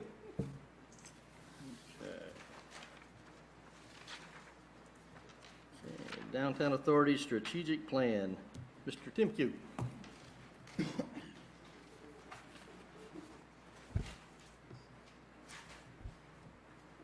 Mayor, council members, my name is Mike Timke. I'm the current chairman of the Albion Downtown Development Authority, better known as the DDA. Here for just a short presentation this evening. Last year, the Michigan legislature passed Public Act 57, which pertains to the DDAs in Michigan regarding rules and regulations and procedures that they have to follow. And so in addition to the current ones, there is a laundry list of new items, that policies and procedures, as well as reporting that the DDA now has to comply with. Which brings me to why I'm here tonight. One of those requirements is that the DDA have 2 public meetings going over projects that we are involved with, contracts, anything that we are involved with. So this will And these rules started this year for 2019, so this will be our first meeting or public presentation. And really what I have to report to you regarding the DDA at this point is we had already started work on updating our strategic plan that we have. Our old one was very, very old, needed to be updated. And we are being assisted by the firm of Beckett and Rader in putting this together, along with the DDA board members and input. There is also a survey that has been out on website as well as other places that it's noticed. We're looking for public comments from citizens regarding the downtown development area. We are hoping that our strategic plan will be completed by October, November, at which would be our next public presentation to go over the strategic plan of what the DDA wants to do and where to go. And I'll keep mine brief. That is pretty much it. Any questions? Councilmember Lawler. Thank you, Mayor. Where can the public find, your announcements and things like that, on which website and? Well, the only website that is being maintained by the DDA right now is on the city's website for the tab under there. DDA used to have a website a number of years ago, but that has been deactivated. Problem is with the DDA is your presenter two before me regarding the appraisals. The DDA is a tax increment financing authority, and we derive our income from property taxes. And with the plight of the downtown development area going down over the past years, our income has substantially gone down to the point where for 2019, we're probably not looking at much income at all. So we have a very small fund balance. So we just right now don't have a lot of money to work with. But with the development that's taking place in the downtown area, hopefully the property values start escalating and the DDA will capture part of those escalating taxes. That time so that we can do. Website. Yes, the City of Albion. Other comments by the council, city manager? Thank you, sir. Thank you. Okay. Next is Dr. Mary Slater. Good evening, everyone. So I'm one of the co-chairs of the Sister City Committee, and it's been mentioned here tonight how unique Albion is in many ways, and one of those ways is our sister city relationship with Moisina, one of my friends. So you may know we've had some middle and high school students that just went over there. We've had families over here just recently that did hiking Michigan trails, and we have these two young men with us for the month of July. They are doing internships here at Albion with the Food Hub and with the Chamber of Commerce. This is Hugo Lanu, spelled slightly different than yours, and Ria DeBillard, and they are one is staying with the Nelsons and one is staying with the Wade family. So they'll be here for the whole month, and I just wanted you to meet them and welcome them, and I think they have a couple of words to say. Thank you to welcome us, firstly, and we love Albion, and yeah, it's a really great city. We are very happy to be there. Really thank you for permit us to do an internship here in Albion. It's a great opportunity, so thank you. Well, bienvenue. Welcome. Do you have any questions for them? So what have you done here already that you enjoy doing in Albion? We went to the Food Hub and the Chamber of Commerce. Thank you. Chamber, okay. Yeah, we've done projects like we went to see the different businesses to Albion for the chamber to give like a bilan for Eric and to improve the website of Albion. And with the food hub, we try to grow the farmers market because there is not enough people who come in the farmers market. So we work on. Welcome. Thank you.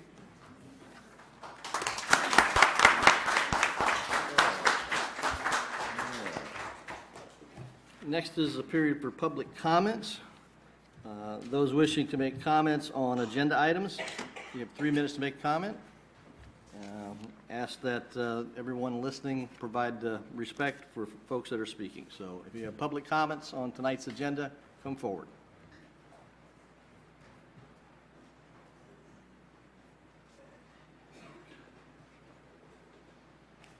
Thank you, Mayor. Wayne Arnold, 906 Hall Street. First of all, I would like to weigh in on a couple of agenda items that is of concern for myself, as well as I believe many of the citizens of Albion. First of all, item E, request for pursuit of collection of $6,500. Okay, I know personally, I've been hearing about this at least since last November. Now, we done been through the midterm elections, and it looks like this is still an ongoing issue. Looks like this is maybe some type of political issue or whatever, but I think we need to get this out the way. So what I would suggest is those individuals that maybe know Ms. Rufus or maybe even voted them in or whatever, maybe they can get in touch with her and tell her to pay the money back. You know what I'm saying? We don't need, of course, we don't want her to go to prison for a little money like $6,500, but if she owes the money, then she needs to pay it back. So any individuals that know her, contact her, call her, tell her to make arrangements, pay the money back. Let's get past this. Let's move on past this. Tired of hearing about Ms. Rufus now. Let's move on past this. Okay, next item on the agenda, very important to me. Item H, special election to prohibit retail facilities for distribution of marijuana. We done been through this since 2016. Look, during the midterm elections, as I was taking individuals to the polls, I noticed that, you know, a lot of young people was participating in the election, which was really overwhelming, and I was really devastated by the engagement of the young people. So, and mind you, many of them probably was coming out to vote in the marijuana law, to be honest. So, you know, let's keep them engaged. Now, for individual to defy the rule of law, now this was voted in. Now this was voted in 2018. Why do we have to keep who feels it necessary on the city council to keep revisiting this issue of marijuana? It's been voted on. It's been voted on by the citizens of Michigan. I'm pretty sure, with Albion being as progressive as it is, if it went on the ballot, it certainly would not pass. That's not what the individuals in Albion want. Okay, so let's move on past that. You know, it's a couple of time won't permit me to go further, but those are of particular interest to me, and I feel many of the citizens of Albion is particular interest to them. So if that get passed, I would think it would be a referendum on somebody, because ain't nobody, if that get passed, Okay. Thank you, there's gonna sir. be some individuals that won't get voted in. Thank you, sir. There you go. Are there any other public comments this evening? Okay. Okay, we'll close public comments.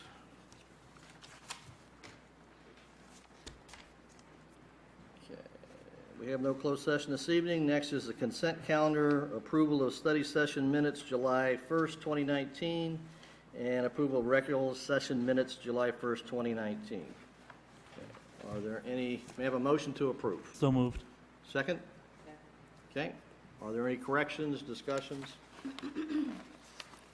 Okay, all those in favor say aye. Aye. Opposed? Okay, they are approved. Okay. Okay, discussion, community engagement is the first item now. No, I apologize, let's skip to the bottom here. Okay. First item is request approval of recommendations from local officers' compensation panel. And City Attorney Harkness, would you restate what you were advising us earlier, to make sure we all understand? Sure. So as I indicated before, the local officers compensation commission sections are contained within the Michigan Home Rule City Act. What that provides is that the recommendation of the compensation commission becomes the compensation for the council. So there's no need for the council to approve it. However, if the council wants to reject the recommendation of the compensation commission, it has to do it by 2/3 vote in a resolution. To do so, I believe, within 30 days of the recommendation. Okay, so I want to make sure I understand that there's no reason to have a vote to approve it. However, if one or more council members wishes to reject or not approve the recommendation, we would need to develop a resolution? Okay, so. And five seated members. Right. The way that the act is written, and I'll tell you exactly what it says here.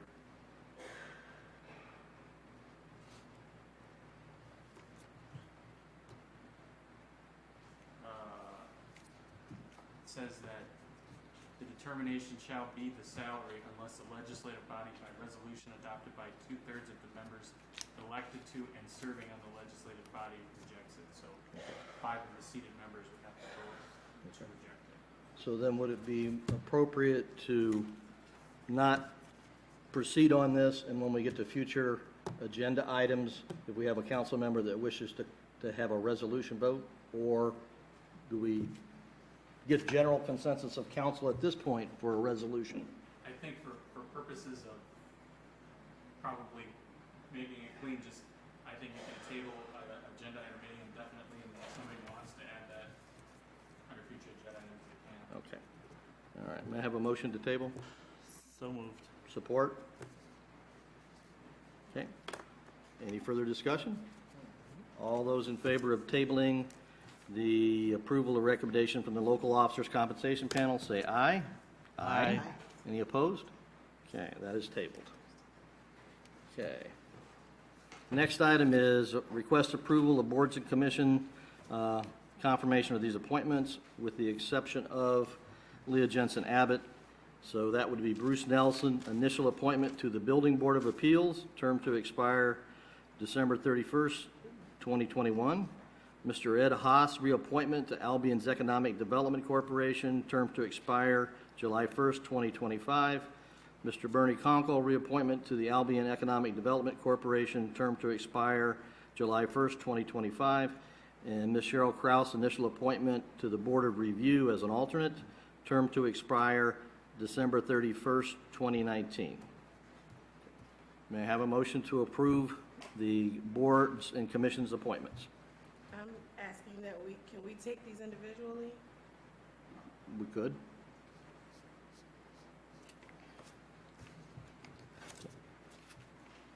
Okay, may I have a motion to approve Mr. Bruce Nelson? Okay, moved. Is there support? I support. Okay, any discussion? If someone has a reason that they don't support that, please state your reason. Councilmember Brown. Thank you. So let me start by saying it's not that I don't support Mr. Nelson. I just have a question for the sake of transparency. Of the 4 people that you've brought before council for appointment to these different boards and commissions, which individuals have donated to your mayoral campaign? Probably all of them, with the exception of Leah Jensen Abbott. Oh, no, including Leah Jensen Abbott. But we take it off the list. So The issue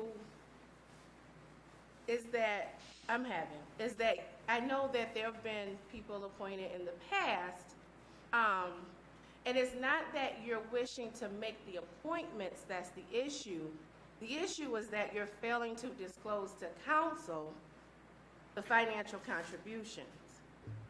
In our code of ethics, if you pull it up and look at letter E under chapter 1, full disclosure, it reads, a city council member in the performance of their public duties shall not act upon any matter in which they have a direct or indirect financial interest, or where they have a legal or fiduciary duty to an organization or entity or personal relationship that may give the appearance of a conflict of interest, without disclosing the full nature and extent of the interest to the other members of the city council at the public meeting. Such disclosure shall be made before the time to perform their duty.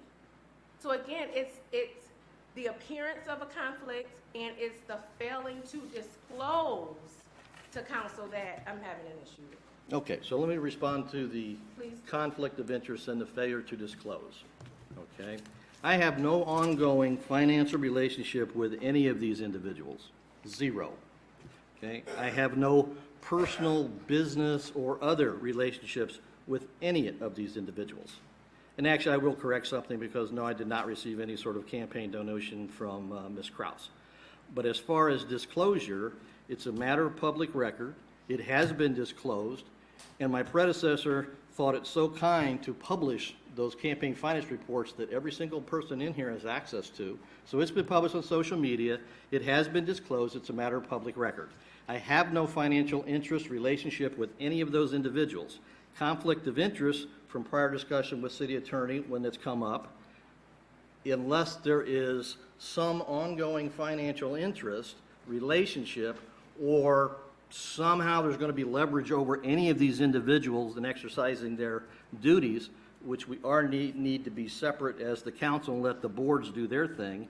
I don't see there's any conflict of interest, and I don't see there's anything to be disclosed that has not already been disclosed as a matter of public record.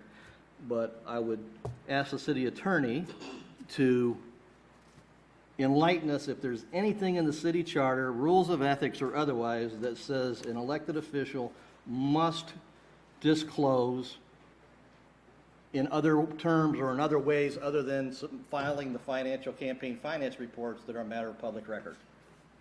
So we have a provision in our charter, much like, as far as I know, pretty much every city in the city or township, that basically says that council members are prohibited from voting on any issue which they have either a direct or an indirect, basically a financial interest. And otherwise they're obligated to vote on everything unless they're excused by the remaining unaffected members of the council. So, and I believe that's in 5.6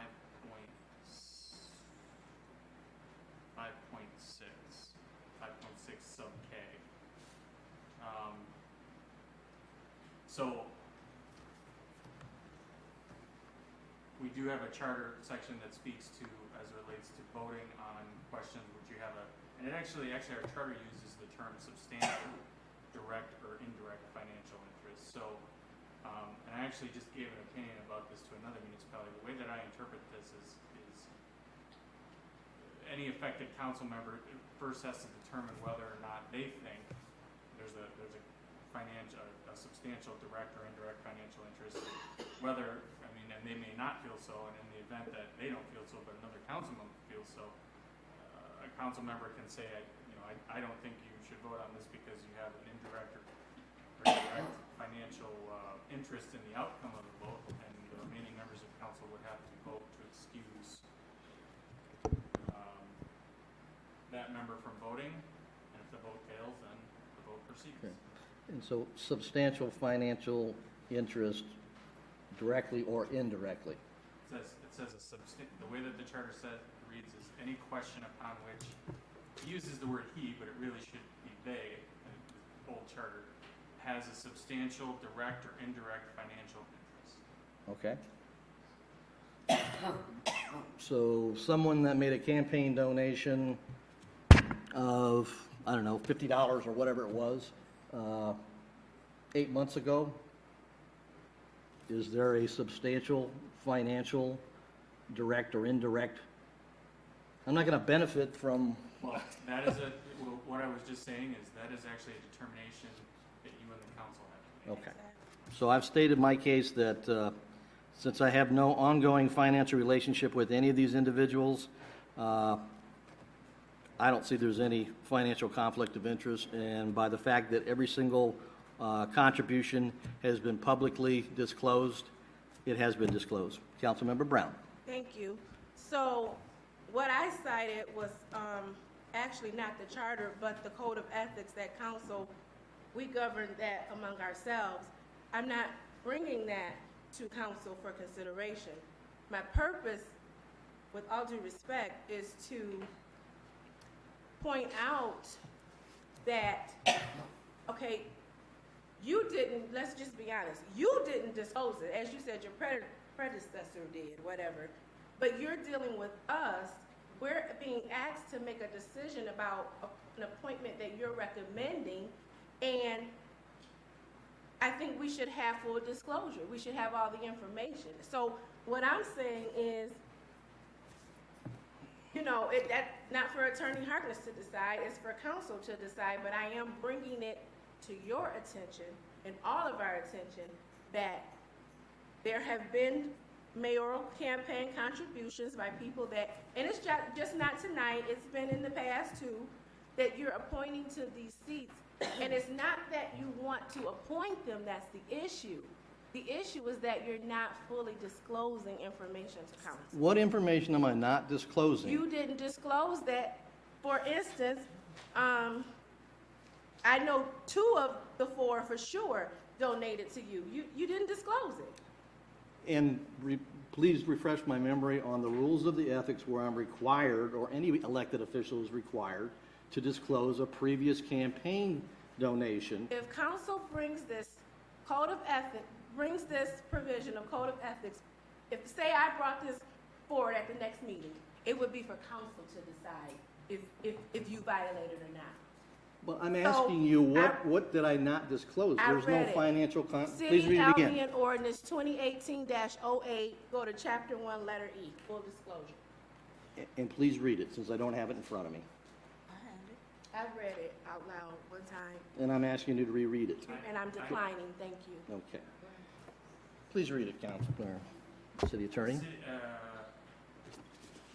city council member in the performance of their public duties shall not act upon any matter in which they have a direct or indirect financial interest, or where they have a legal or fiduciary duty to another organization or entity, or a personal relationship that may give the appearance of a conflict of interest without disclosing the full nature and the extent of the interest to the other members of the city council at a public meeting. Such disclosure shall be made before the time to perform the duty. Okay.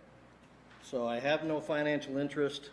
I have no ongoing anything with any of these appointees. Okay? I don't stand to gain anything. So there's nothing to disclose.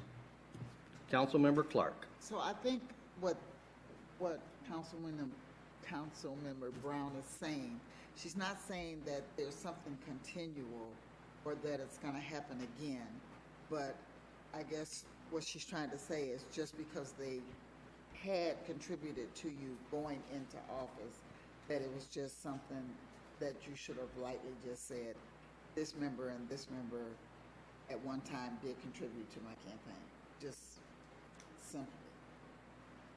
Not that it's something ongoing or something that's going to continue. Okay. Councilmember Spicer. Am I correct? Yes. Thank you. And I think that for the sake of transparency and moving forward, and because that is in our code of ethics, if you would just, when you are making appointments to boards and commission and someone has contributed to your former mayoral campaign, that simply just state it to us, let us know. And that would solve all this. We wouldn't even have this issue, this conversation going right now. So it's that simple. Moving forward, such and such donated to my campaign council, and I just want to make that known, and it's that simple.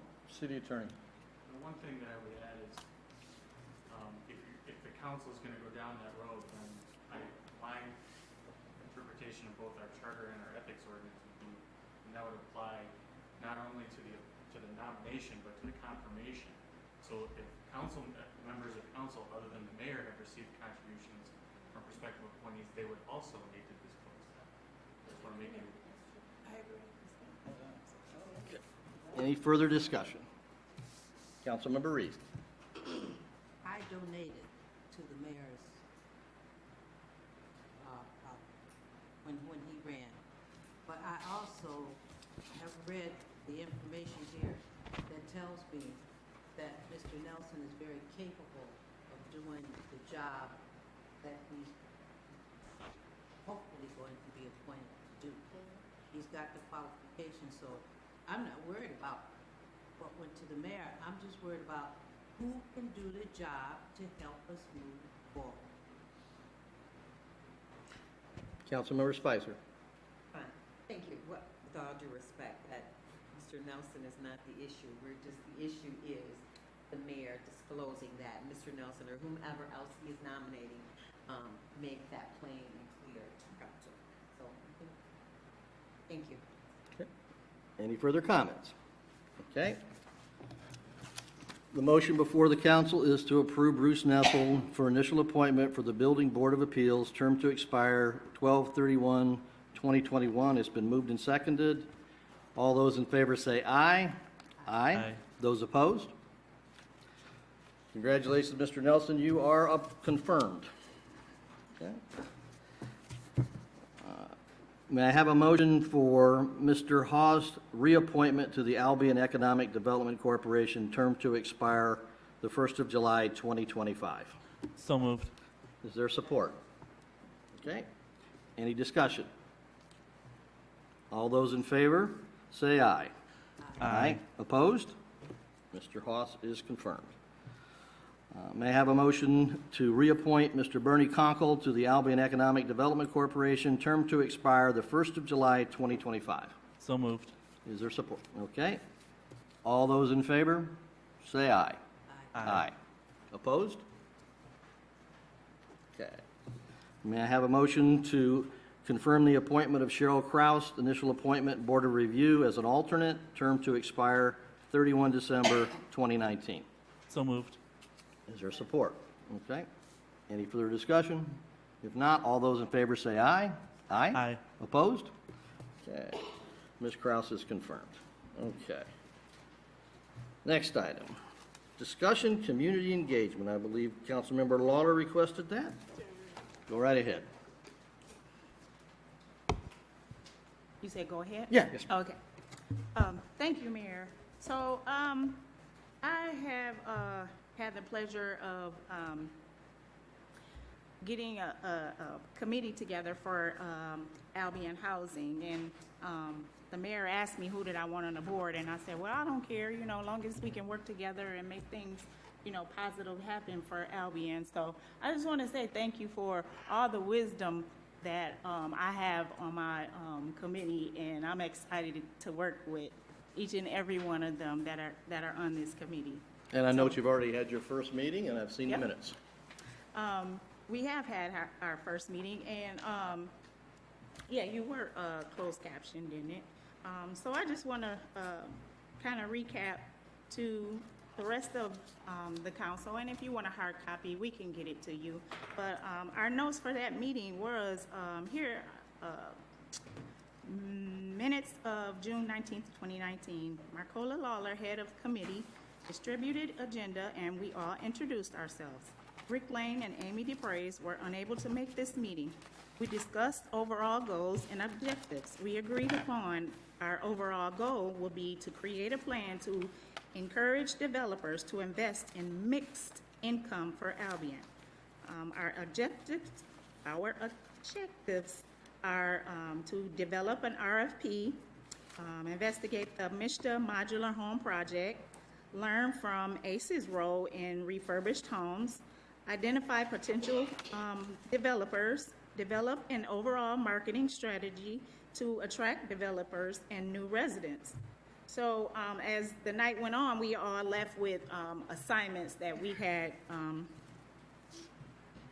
to do. So the assignments were that we all review and comment on we were given an RFP from Mr. Rob Reed. I think you provided him with that RFP. I think, if I remember correctly, Mr. Priest from the EDC provided several copies, and Okay. I just forwarded those on to you and the members of your committee. Okay, so we're reviewing that and a template. Well, this must be the template from Amy. So I will investigate and report on how we do RFP process for the city. Mr. Robbery will report on the ACES project. Amy, our representative, will give us a list of potential developers. We will be thinking about an overall marketing strategy, and we are going to, Miss Mary was going to contact Mr. Bruce Nelson to see if he had access to a PowerPoint about marketing strategies. Our next meeting is going to be June 26th at 9 p.m. in the mayor's office. So I just wanted to update, and just for the sake of transparency, the meeting went very well. And like I said, I'm excited about this group because it has a lot of wisdom in it. And so with that being said, I asked if the mayor could update us on some community engagement he had attended. The last one we had was like in February. So just off like a rip of the top of my head, I just decided to ask, you know, what's going on? You know, like, can we continue it? And I wouldn't ask you, Mayor, to do anything that I'm not doing. So it's not to offend you. It's not to hurt you at all. I just thought it would be a good thing that we all say, hey, you know, something positive. This is what it is, you know, out there. When I go out there, this is the positive feedback that I get back. And to say, you know, to do our part as to if a recommendation wants to be made through council, you know, bring it to council, which I think that's the responsibility of us all. So, like I said, it promotes transparency to our community that the council is being open, and previously they feel like we haven't done enough transparency. So this will promote it, and it will be good. I think so. In asking the mayor for this information, I was asked that to provide, was it in our charter? And actually it is. It's also in our council rules of procedure, which a lot of our rules come from the charter that's made up in our council rules. I was also asked to provide information of our previous mayor and his engagement, but I don't think that at this point he is irrelevant. So I didn't try to seek any information about that. So like I said, Mayor Etchison, it's not an attack on you, so just please don't take it like that. It's just a general yay, basically, you know, and let's do it. So I'm just asking, again, can you, you know, just give us something when you go out in the community. Give us some hope or something, you know, that we all so desperately need right now. I see this in our code of ethics. It says the mayor advises the council concerning the public affairs of the city and makes recommendations. So to me, it's saying that, you know, when you go out and you to meetings and people want, you know, the council to do something, come back and tell us so we can discuss it, and we can at least let the community know that we are one, we are unified. And I think that will, you know, shake our city a little bit to at least say, well, they are working together and they are being transparent. So that was my only reason for asking about the community engagement. And thank you. Okay. I appreciate it. So one point of clarification. I believe when you announced the next date of your meeting, it sounded to me as though you said a date in June, but I'm sure you mean Oh, I'm July. sorry, No, it's July okay. 26th at 9. 26th July, Yep. okay. So, the email that I received, how I understood you were asking me to provide a list of all the meetings that I had, everyone I'm meeting with. And so then I asked where in the charter, where in the rules, and where did my predecessor publish a list of everybody he's meeting with or she met with last time there was a mayor. And I'm not going to publish a list of meetings. I did ask if you had a specific question on a topic or a group or a specific meeting. I'd be happy to address that. I appreciate the fact that you went over the housing meeting, the minutes. I'm going to ask that the city manager work with the city clerk so that we can have all the minutes from these advisory committees posted there so people can see those. And that will also help communicate. And I'll use that as an example to share one thing with you. We had our first infrastructure advisory committee on the 10th of July at noon in the mayor's office. The members on the committee include myself, Mr. Phillips, the head of Public Works, Mr. Johnny Dunklin from Precinct 1, Mr. Al Smith from Precinct 2, our County Commissioner Gary Tompkins, Dr. Andy French from Precinct 6, Ms. Kelly Rice from Precinct, I've skipped some, Reese Berries from Precinct 2. He was not able to make it, and Mr. Dunklin, Bob Dunklin, head of the NAACP, he's out of town. He's representing Precinct 4, and, Kelly Rice is Precinct 4 and 5 for Mr. Dunklin, I believe. And then we had Mr. Bittner, the city engineer, come and brief us. And so what we accomplished at that meeting was we appointed the chair as Andy French and the recorder for the minutes and whatnot as Kelly Rice. The purpose of our committee was established, which is to provide recommendations and the voice of the community to the city council on infrastructure issues, to assist city council in setting sound policies and making database decisions, to improve and sustain infrastructure, to aid the director of public works by researching information and recommending possible solutions for infrastructure issues and decisions, to provide him support in that area, and to and this may be the most important, which is to improve the communication between the community and city government on infrastructure issues, concerns, and prioritization.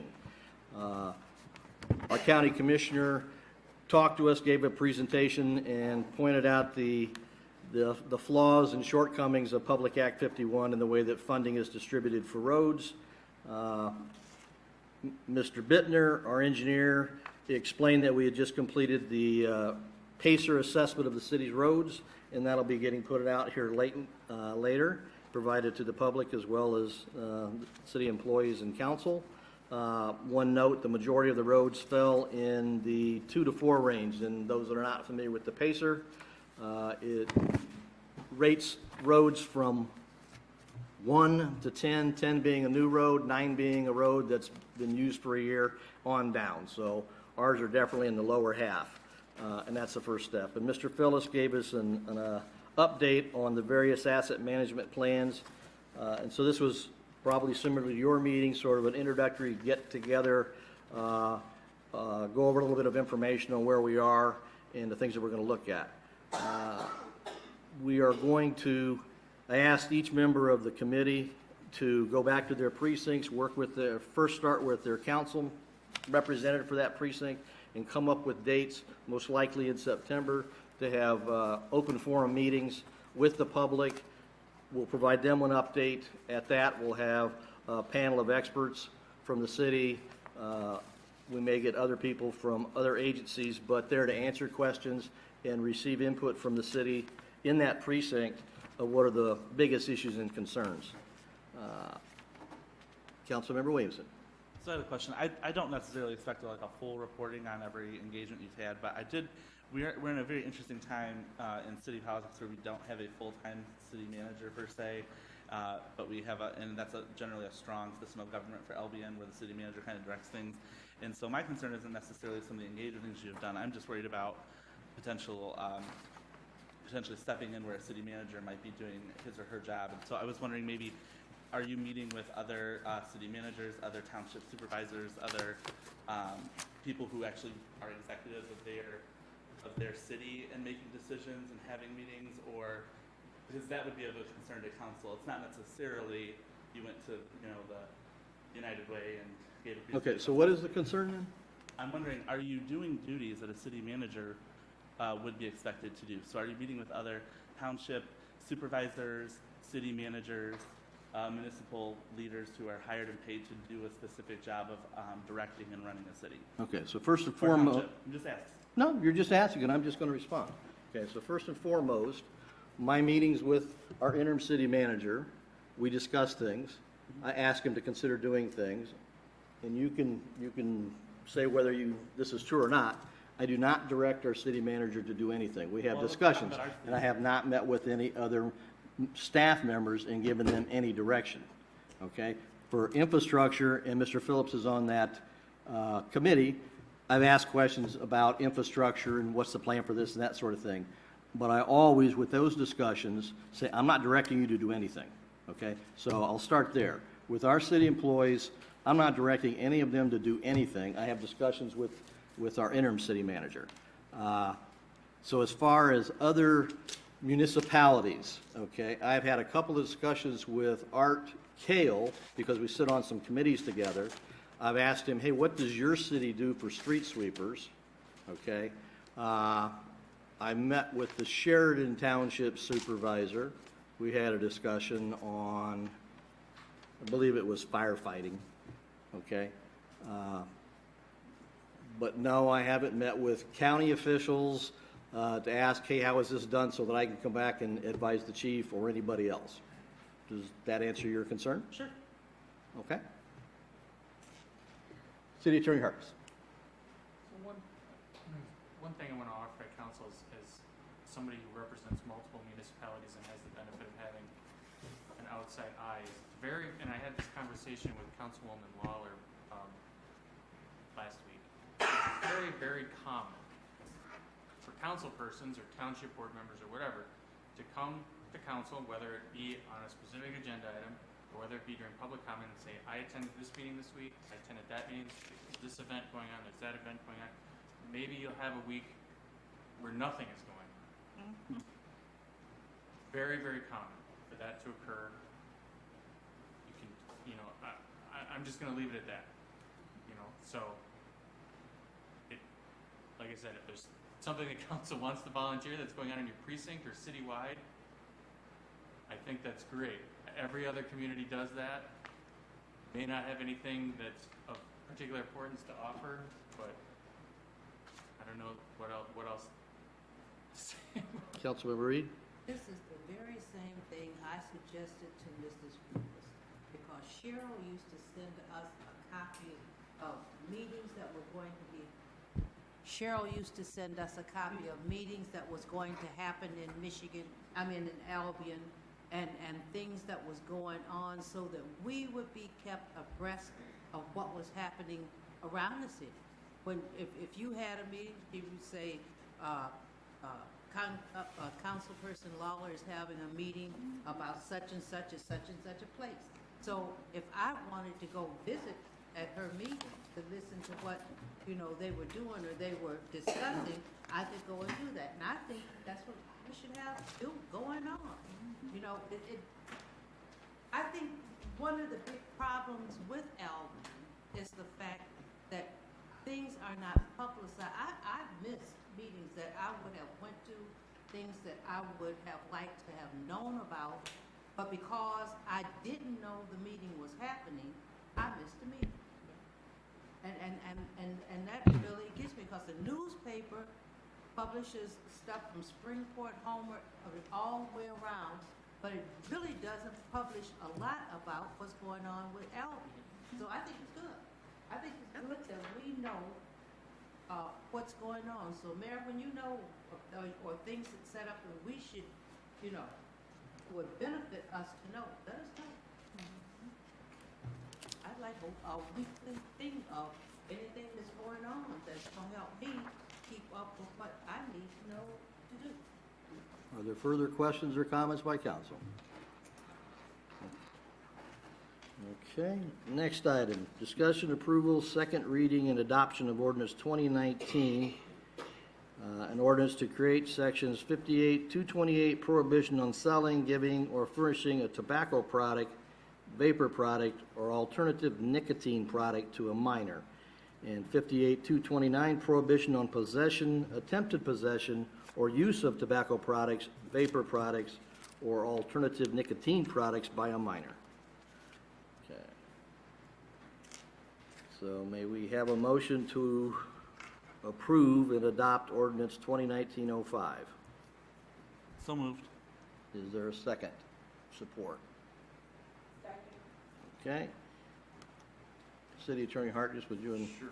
So, as we talked about last time, Michigan well, the state has always had a prohibition on minors possessing tobacco and a prohibition on persons that are above the age of majority from furnishing to minors tobacco, but in recent years, the new kind of fad is vaping, and so because those were not regulated by the state, you'd have minors getting a hold of vape devices and either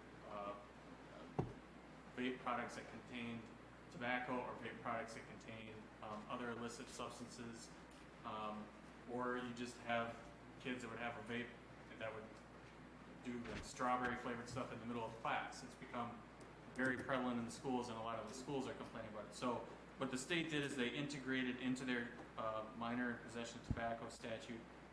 They've added in vapor products and alternative nicotine products, which now address that. So what I've done is I've put together an ordinance that allows it to be enforced on the local level as well, and it exactly mirrors the state statute. Okay. Are there any questions? Councilmember Brown. Thank you. So, Attorney Harkness, I just want to be clear. Minors who are even if they're vaping something that doesn't have nicotine or tobacco, they'll be in violation of this ordinance? They cannot possess the vape device itself, correct?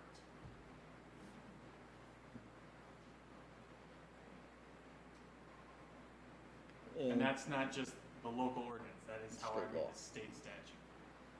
That's the way you read the state statute. So, I'll just throw this out here. So I know you talked about an increase of the usage in schools. Yep. And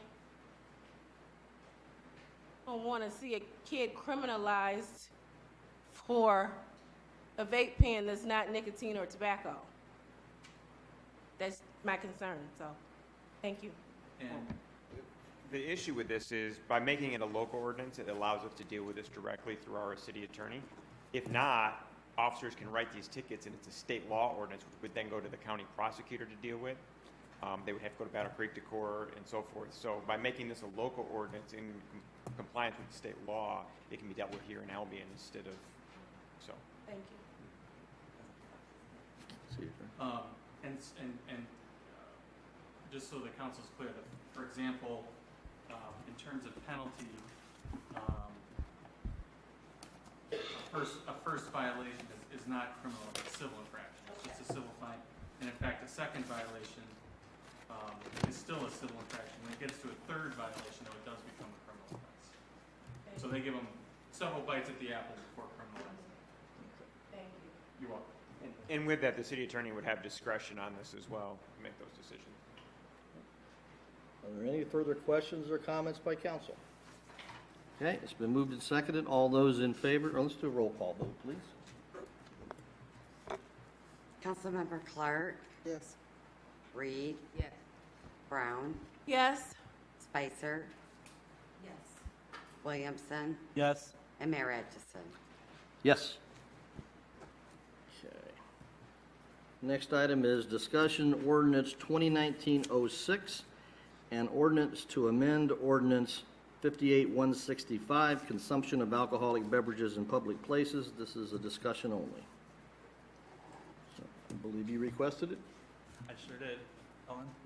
Well, go ahead, Councilmember Williamson. If you have a legal question, do you have a legal question for the council or what? I don't have a question. I brought it to council. Sure. What are you getting at? Well, we've talked about our rules, and questions for the council are supposed to be directed to the chair, and then the chair makes a decision whether or not we want to have the council answer the question. So I just want to know what the question is. I didn't say I had any question, just that I brought it to the floor. And this is a discussion on this ordinance.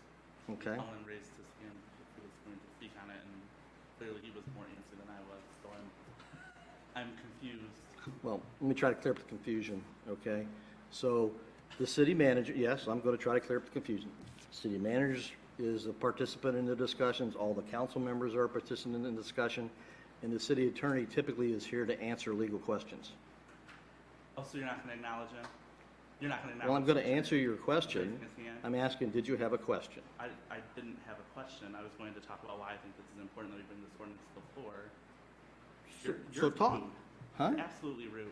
Why am I being rude? You should really watch your behavior. Your rude behavior is getting old with people. Not just people in this room, but people in my precinct, and we're sick of it. So you don't have a question? No, I'm just asking you if you have a question. So that we can have a question.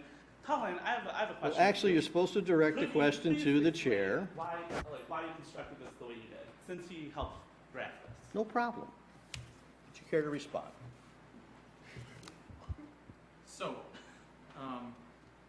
what you have before you is a first draft of our a modification of the ordinance. So presently, we have two ordinances that address consumption of alcoholic beverages in public places. One is 58-168, which is Victory Park. The other is 58-169, Isman House. Basically, what this does is it gets rid of those two individual ordinances and just deals with the issue on a blanket, as a blanket matter. And I do have to apologize. On page 3, the final paragraph, it references repealing those ordinances. It should read 58-168, not 58-186. But that's something I can correct before we bring this back. So largely what this is an adaptation of the sample ordinance from Charlotte. I thought that was probably the one that was the cleanest and probably addressed the concerns of council and the discussion of council that we had last time. But basically it sets up a permit process for obtaining, I guess what I'll refer to as like a special event permit to consume alcohol in public. It's specifically limited to nonprofit organizations or businesses. It's not for individuals on an individual basis, because that's what I took away from our last meeting. And so it basically sets up, the fee is set by council resolution. It mandates insurance coverage for the events. They have to, much like required by the Michigan Liquor Control Commission, diagrams of security, things of that nature. Application is made to the clerk. It's reviewed by Public Safety and Public Services, and then submitted to council for approval. I'm happy to answer any questions. Questions by council members? Councilmember Williamson.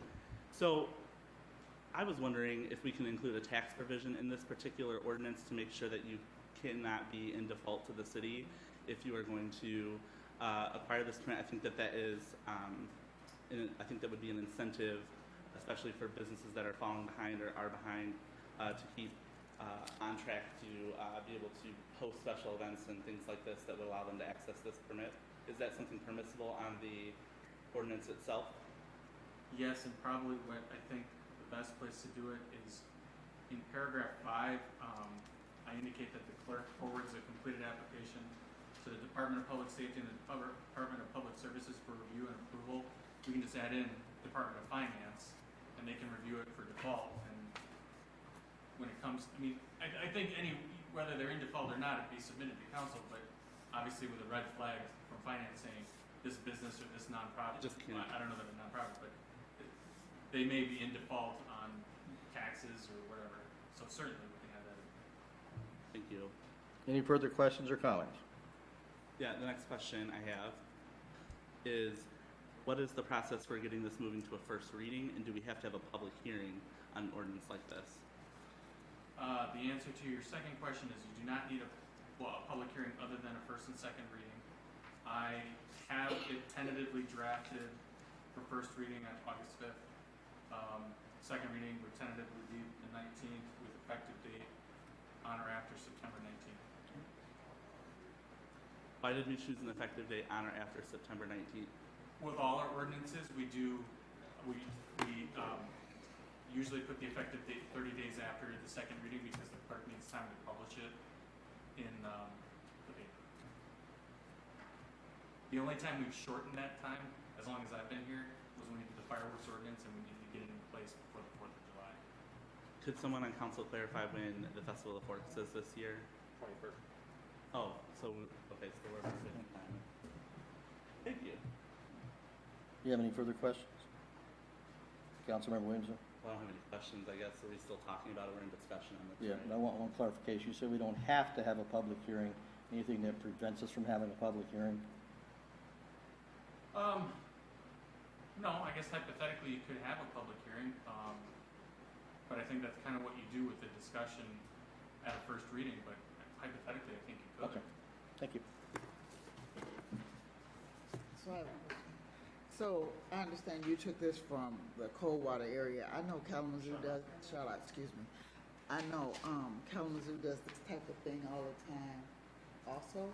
So is this similar to how they do theirs or not? To be honest with you, I don't think Kalamazoo is one of the cities I've looked at, but I can tell you, as a general concept, the cities that I did look at, Charlotte, Lansing, and I think Jackson, all have a somewhat similar permitting process where they all have to meet certain criteria. It gets reviewed by city departments, and as long as they're meeting the criteria, you know, it goes to the governing body for approval or rejection. So I mean, it's the same, conceptually the same process. So for clarification, if I had a family reunion, this would not give me grounds to do this in a public park. I just want to say that. Right. Correct. So It is people only for will be clear. businesses and nonprofits. Okay, okay. I just want to say that for clarification for the people that are listening. I can't just take my date on a date in the park with a bottle of champagne. You have further comments? Well, you said you had some comments, no questions. Well, I strongly support moving forward with the first reading at the next meeting of this particular ordinance. I think it's prudent for the council to take this up, especially as we get to the end of the year and people want to have their festivals and galas and different year-end celebrations. And this would be a great way for us to achieve the revenue from permitting processes and to allow organizations to do what they've been wanting to do for a pretty long time. That's it? I'm just not trying to cut you off, that's all. Yeah. Okay. Any other comments? Okay, next item. All right. Request approval to pursue collection of $6,500 from the former city manager. And I'll preface this with, because there was a public comment of why are we still doing this? Why is it still on there? And so I put this on there because the agreement that we reached expires on the 16th of July, and we need to make a decision whether or not we're going to ask the city attorney to pursue getting the money and find out what can be done. So, are there comments by council? I just have a legal question. You were getting ready to say something, Councilmember Clark? I was just ready. So I agree that we need to move forward and go ahead. Obviously, she's not responding, and whatever consequences come from her not paying this money, I'm willing to stand behind that. Councilmember Williamson. Just as a matter of parliamentary procedure, I don't know that there was a motion and a second to approve. Okay. May I have a motion to pursue collection of $6,500 from the former city manager? So I move. It's moved and seconded. Councilmember Williamson.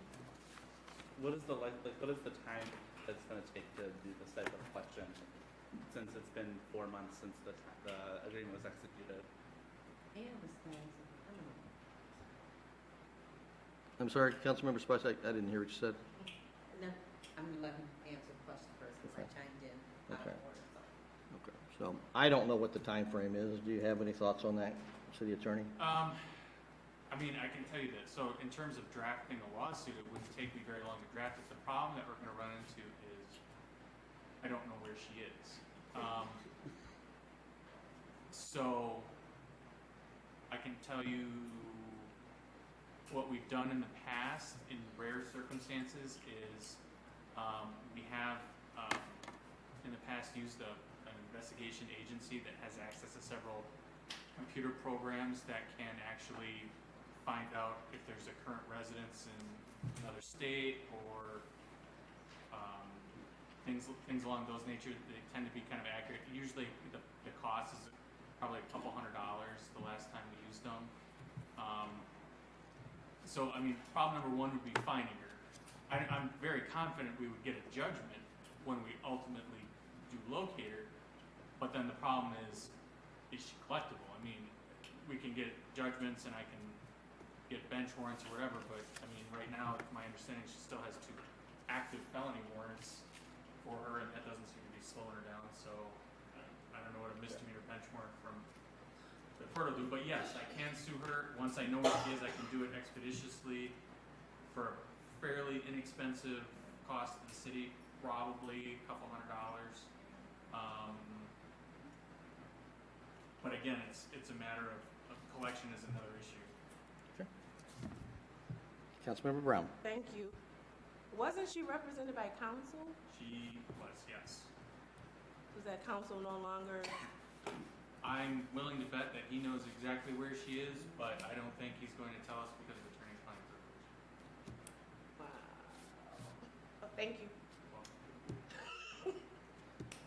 Okay, are there any other comments or questions by council? Councilmember Spicer? No. Okay. All right. Clerk D'Amico, would you please read the roll? The motion is to approve pursuing collection of $6,500 from the former city manager. Councilmember Reed, Yes. Yes. Brown,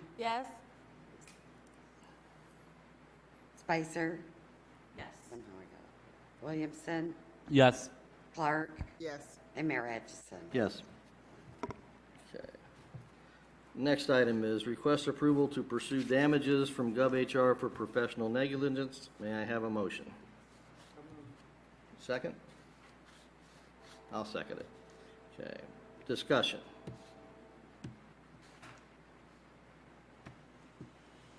Councilmember Brown. Thank you.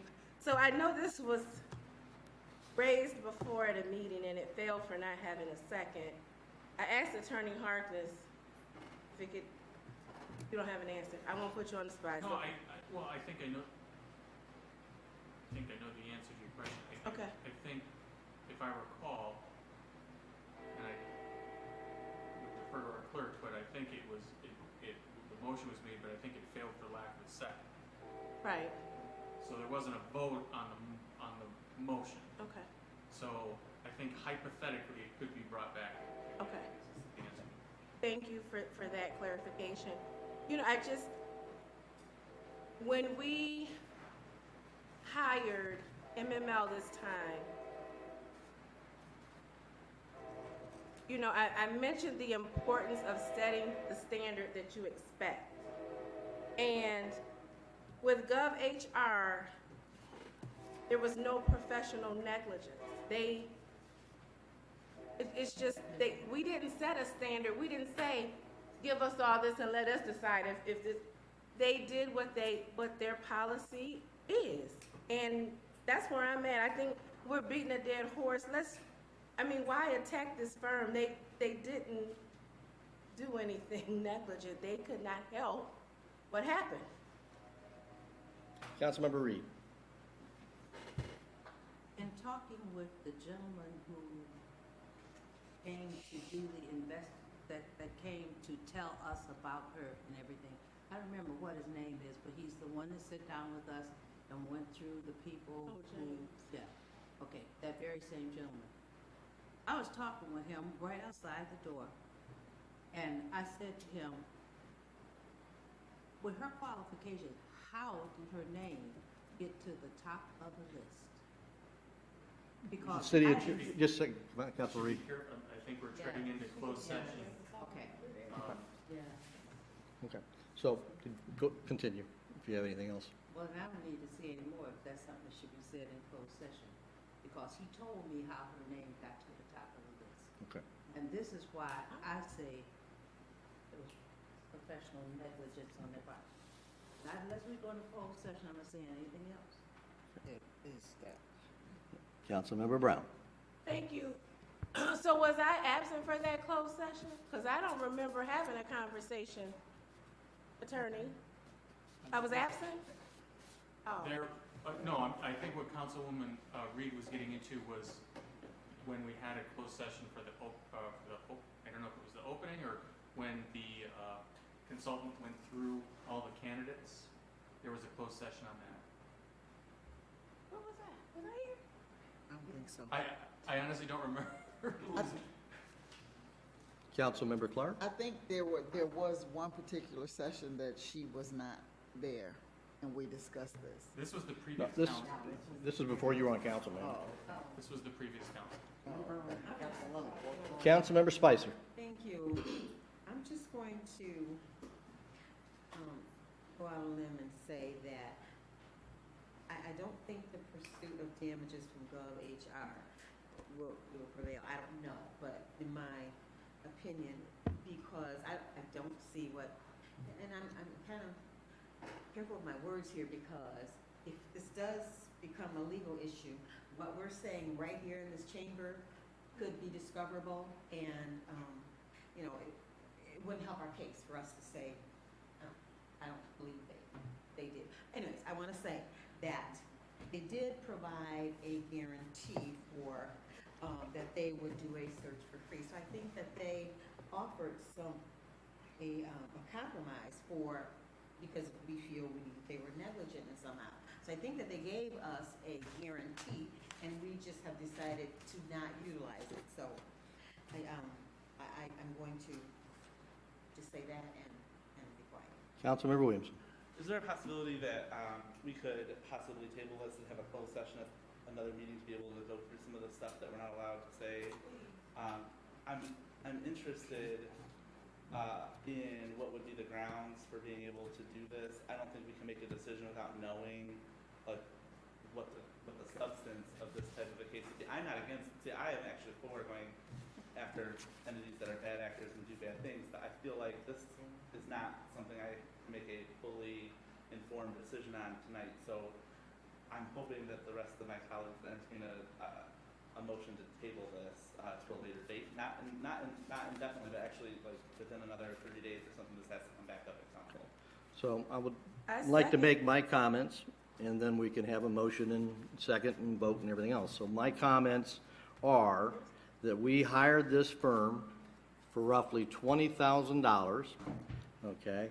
There are standards, and the firm was well aware that the duties of the person that we were hiring, that they were hired and paid $20,000 to recruit, had fiscal responsibilities, had responsible and authority over the money and assets of this city, okay? And it is negligent to put somebody forward knowing that there are fiscal issues. There is a pattern of fiscal irresponsibility. They knew that. They put that candidate forward. They did not inform the city council, so the city council did not have that information at the time of the selection. So knowing that the individual was being hired and was going to have authority and responsibility over all of the city's assets and money, and knowing that there was a pattern of fiscal irresponsibility and not communicating that to the city is negligent. Okay. Councilmember Brown. So I feel like there's some information that I need to have that I don't have. So once Councilmember Williamson makes his motion, I will second it. Yeah, can we so I move to table this discussion / approval until after the attorney can get us an outline of what professional negligence is and looks like as it relates to what we would be pursuing with GovHR. That's my motion. Is there support? Yes, second. Okay. Any further questions or discussion? Okay. Please read the roll. Councilmember Spicer, Yes. Williamson, Yes. Clark, Yes. Reed, Yes. Brown, Yes. and Mayor Atchison. Yes.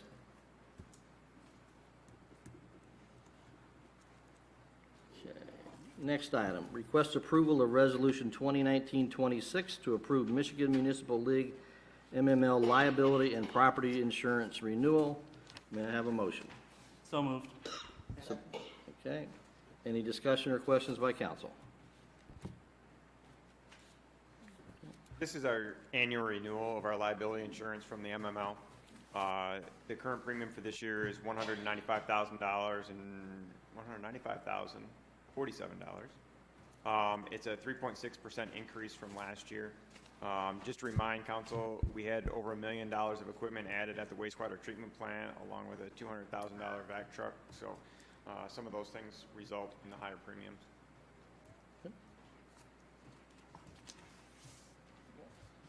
Seeing no other questions or comments, please read the roll. I got a question. Oh, go ahead, So Councilmember Clark. you're saying that they're asking for the increase because of a couple other items that were added during the year,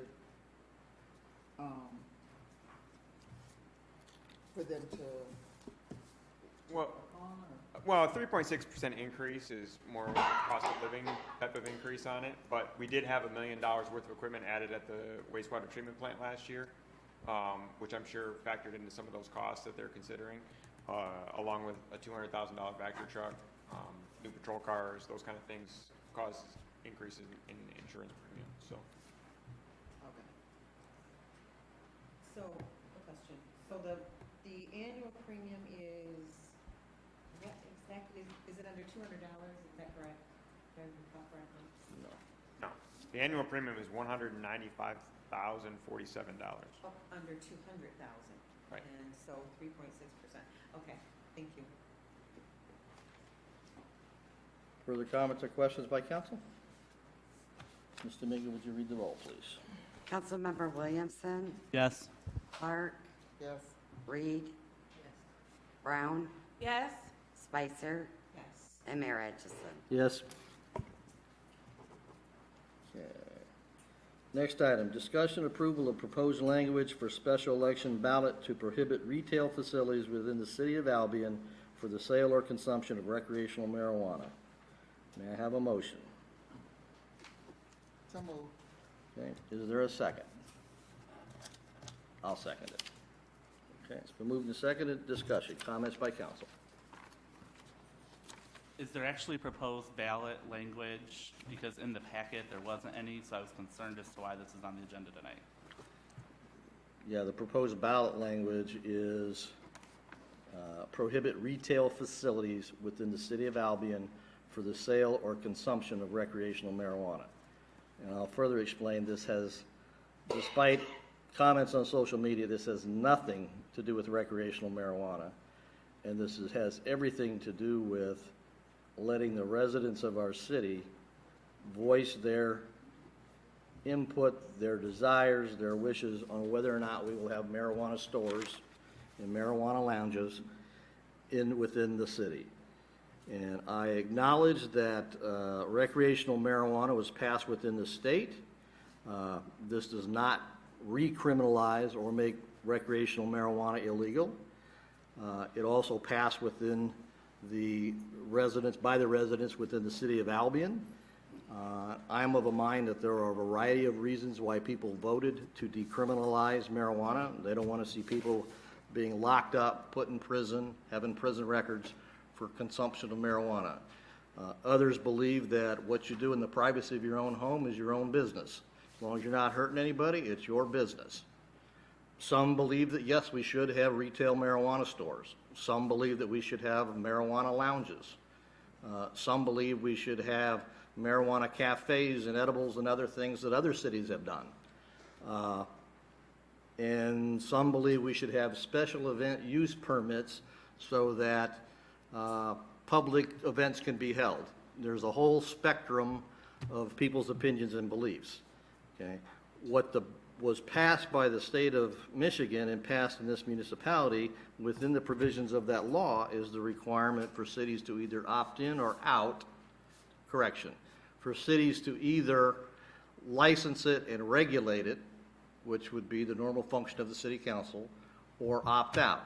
So the decision on whether or not we're going to have marijuana stores and other retail outlets in the city limits of Albion, I propose that that go before the people to vote. And I remind my colleagues that when the city went through this for medical marijuana, the previous city manager and city council and mayors participated. I don't know if the mayor did, but I know the city council members did. Participated in town hall meetings and had a pretty good turnout. And I think there were 3 of them. I know there were 2. I went to 2. And it was, in my mind, it was fairly well divided. It was not completely lopsided, yes or no.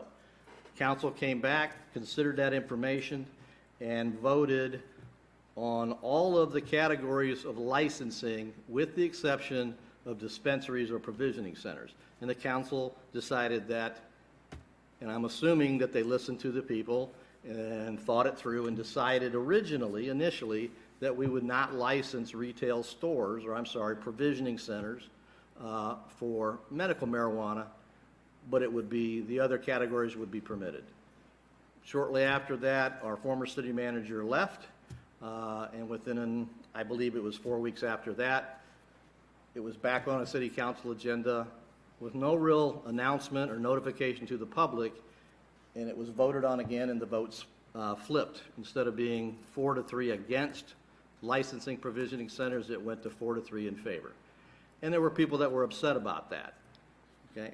I've asked a variety of people, over 100 people, and over 90% of everybody that I asked say, and the question is, should the city council have that decision and make that decision for the city, or should the residents have the opportunity to vote?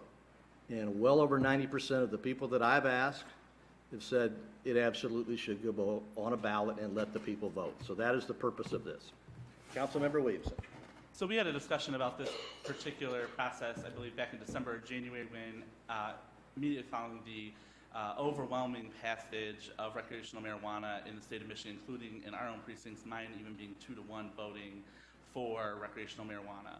One of the things that we decided was that we would continue a ban on the recreational sales, and that as soon as the state issues their guidelines or emergency guidelines on how they would like to see marijuana regulated in the state, because while the measure passed overwhelmingly, it didn't have any rules built into it. It's basically like we want to smoke, basically. So that we all know that that's not good governance. So what we decided as a council was to continue the ban and take this issue back up within 60 days of the state issuing their emergency guidelines. From my understanding, the state has issued their emergency guidelines within the last week or two. Cullen, the city attorney, is supposed to be providing those to us, and within 60 days of the date that those were to be released to the public, we are to take it up during one of our meetings and discuss a way forward. So currently before us tonight is a way forward without the fully following the process that council has put forward and how we wanted to handle recreational marijuana. So that's the first part. The second piece to this particular discussion is that if we were to just say yes to this ballot tonight, we'd be subject to a few things. Knowing that recreational marijuana passed overwhelmingly in all of our communities, a blanket yes on that would subject us immediately to the state's rules and permitting guidelines, which early and cursory look at those are much more, I don't want to use the term liberal because liberal or conservative, but much more expansive than I think many of the people in our community would like.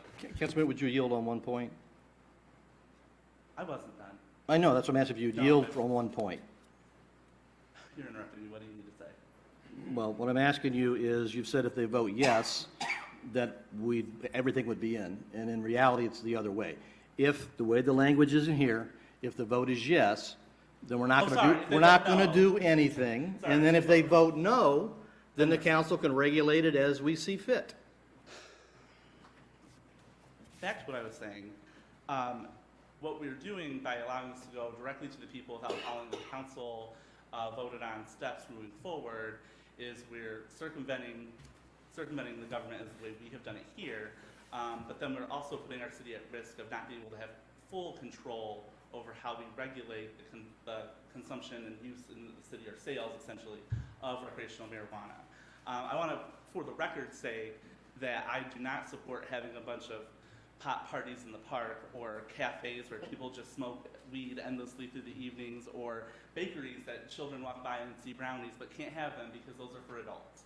I'm overwhelmingly not for that. However, I am for the smart governance of the city in making sure that there will be people who want to have access. They've already said they want to have access to recreational marijuana in this community.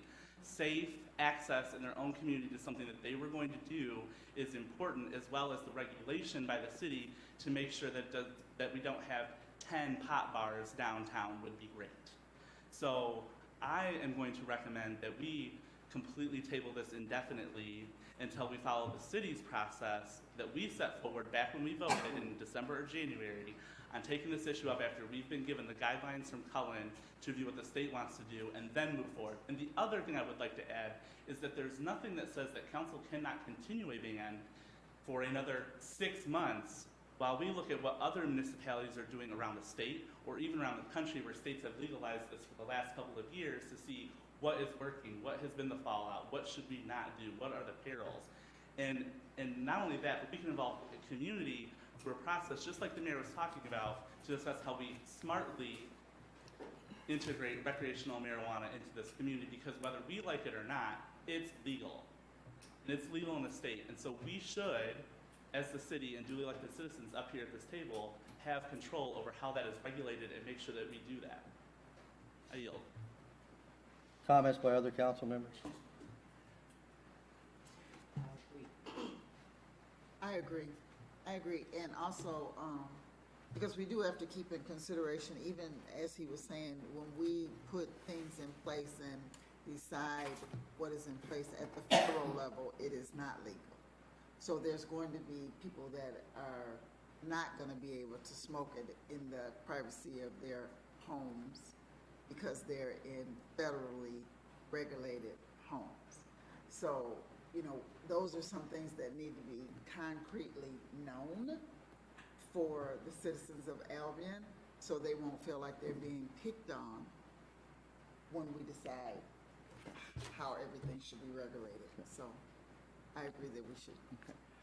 I agree that the city should, if it is the will of the people that we have marijuana retail outlet stores in our community, and that's really what the community wants, then we should figure out how to regulate to implement that. Okay, I've stated my reasons for thinking I don't believe that there is a clear majority of our community that wants marijuana retail stores in our community or bars or other things. And if we put it before the people, they get to vote and they get to tell us whether they want it or they don't want it. If it comes back that the majority of people in the community want retail outlet stores, then the council can regulate it appropriately. Okay? So the language that ends up on the ballot is important, okay? And that's why it's worded this way.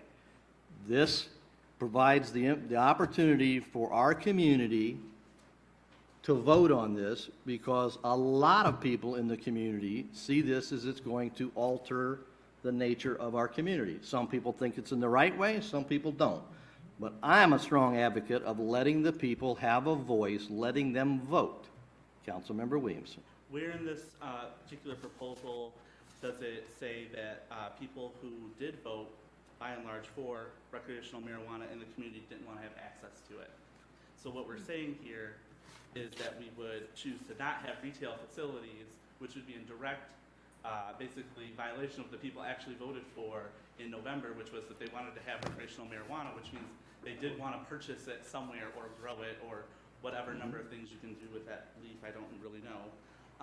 So this ballot proposal or this sentence here is circumventing the process. So I'd like to move that we table this discussion until we follow the original process that council has set forward previously. Okay, so last comment.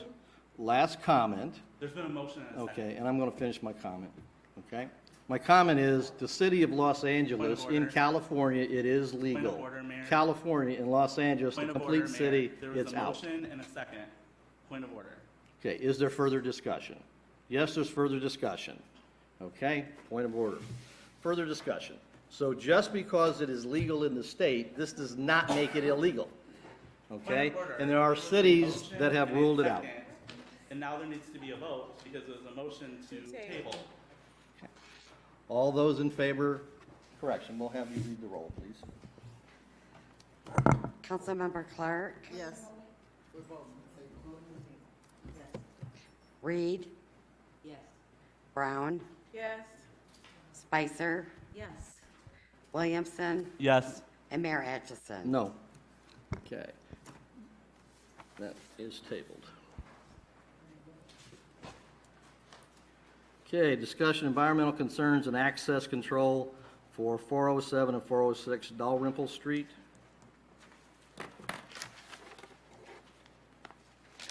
You want to address that or you want me to? I can address it. Okay. And it would be 406 Ann Street and 407 Dalrymple Street. Thank you. Which would be the old Dalrymple School property. Last summer, we took possession of that property from the Calhoun County Land Bank with an understanding of there was some due diligence that we were required to do. In September of last year, I requested Mickey Bittner to provide us cost and what it would cost to put a path across that property so that people could walk from Dalrymple Street to Ann Street through that property area.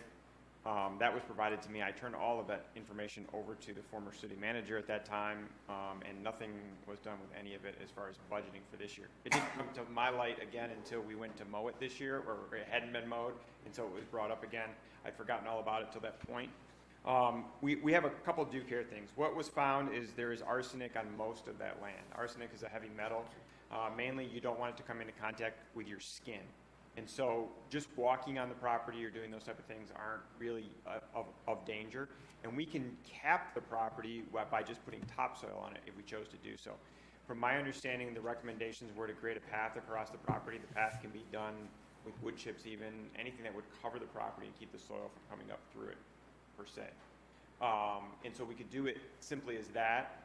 And then they recommended putting maybe some type of thorny type bush on the property that would discourage people from playing on it or doing anything with that. In researching that, that was difficult to find something that I don't know a lot about bushes, but most of the stuff that's thorny has some type of berries that go along with it. And so plants will actually absorb arsenic, so anything that would be edible or anything like that would probably be a bad idea. And so I don't know where to go with that part of it. The path, I don't have the estimate with me here. We did a couple different paths. My recommendation would be actually put a blacktop path across that, because then in the wintertime we could plow it simply. If we put any type of mulch or something like that across it, we couldn't plow it, so we wouldn't be able to keep it open in the wintertime. So the path that's there now, who cut that? I have no idea. That was not us. So, yeah. Because there is a path. Yeah, I just found that out the other day that somebody cut the path through there, right? And that's why there's two things in here that they're concerned about. And one is contractors working on the property, and we make them aware of the issues. Well, contractors would include our own employees mowing lawns, and mowing would be a disturbance of the soil that we probably don't want to do. Secondly, the other recommendation is an example of neighborhoods kids playing in a vacant industrial area. You don't want that either. By allowing the grass to grow, that doesn't really encourage people to be out there playing in it, but we probably could do a little more than just that. We've considered fencing it. Every time the county put a fence up on it, somebody cut a hole in the fence. And so, well, they actually had a different fence on there one time. When we had the chain link fence around the Dalrymple School, that would get cut, it would get taken down. We had horrible times keeping that up. So I don't recommend spending a lot of money on fencing, but we could put farm-type fence up there. Now, we'd have to have council approval for that, because generally in our ordinances, we don't allow that type of fencing, but it would be cheaper, and we actually have some that we've received from the military that we could cover a lot of that area with. And fence posts are about $5 a fence post, so it wouldn't be a huge cost to the city, and it would be repairable much easier than a chain link fence would be should it be cut. Councilmember Brown. Thank you. So what about signs that says danger, arsenic, don't walk here? I don't disagree with that either. The county put no trespassing signs up. That didn't Yeah, stop but anybody that's from going not- there I either. mean, that's Right. not danger, Right. danger. Yep. But have just the a- housing commission had a meeting with the people that live there? I do not know. I don't know what the county's due diligence was at the time they had it. If they had a meeting with the people who lived in that area, Well- up in the housing area and up and down that street. If And they so- had a meeting and informed them. People understand this is nothing new. That arsenic has been there as long as that school has been there. But have they been told that? Right. Well, nobody did because they didn't do that type of testing back then. This is new testing that's done nowadays that we know these things. The levels aren't horribly high, but they're above those recommended levels that they put for arsenic. Do you have a recommendation? I'm for anything. I think the path should be put through there so that we could use that. It wasn't budgeted, so it would be something council would have to approve as the cost on. I can get that estimate again. The cost may have gone up from last September. I would recommend that. How we keep people on the path and not on the property, I recommend signs. I recommend signs indicating that there's arsenic in the soil to stay off the soil, and probably no trespassing signs. How we enforce that, I don't know how we enforce that necessarily. But the asphalt pad Right. keeps the stuff flying Yeah. up, and so that's safe for the people, and then Right. the I mean, we could put topsoil over the entire property, and that would take care of it as well for people's use on it. Arsenic is a heavy metal. It doesn't really move around in the soil a lot necessarily, but it's near the surface where it is now. Could you get So- cost estimates for both of those? Sure. And we'll see what. Right. Yep. Okay. Because if we were able to put topsoil on it, we could plant grass on it, we could mow it, we could take better care of it than we're doing right now. So, and then there's a lot of that property where the school actually was, has been filled in with new fill, so that property isn't necessarily dangerous. It's the parts around where the school was at. So previously, the environmental report was provided to council. We all got copies of it. And I would ask and suggest and request that each council member read the conclusions in there. I've met with Chief Kipp, interim city manager, and voiced that my reading of that report, the owner has a responsibility to prevent access to the property with a fence, thorny bushes. So my reading on that report, and I've asked the chief to go back and look at that and talk with the people who do it and see whether or not we are required to have a fence up there or some sort of positive measure to prevent people from having access to the contaminated property. So I would suggest and request all of the council members go read that report, at least the conclusion section. And I've asked the chief to go back and talk with them and get clarification whether or not a fence is required or some sort of positive access control. And in that conclusion referenced the DEQ, which is now Eagles, due care obligations, which are also at the end of the report that I recommend everybody read as well. And if you need copies of any of it, please let me know. I'll get them for you. Any other comments by council? Thank you. Future agenda items. Councilmember Williamson. I'd like the first reading of 21906 on the agenda for next council meeting. That's the alcohol consumption policy. And then I'd also like, now that we're halfway through the summer, an update on recreation and the programming happening there. Councilmember Brown. Thank you. Attorney Harkness's evaluation, I want to say we might be late on that, but that needs to happen.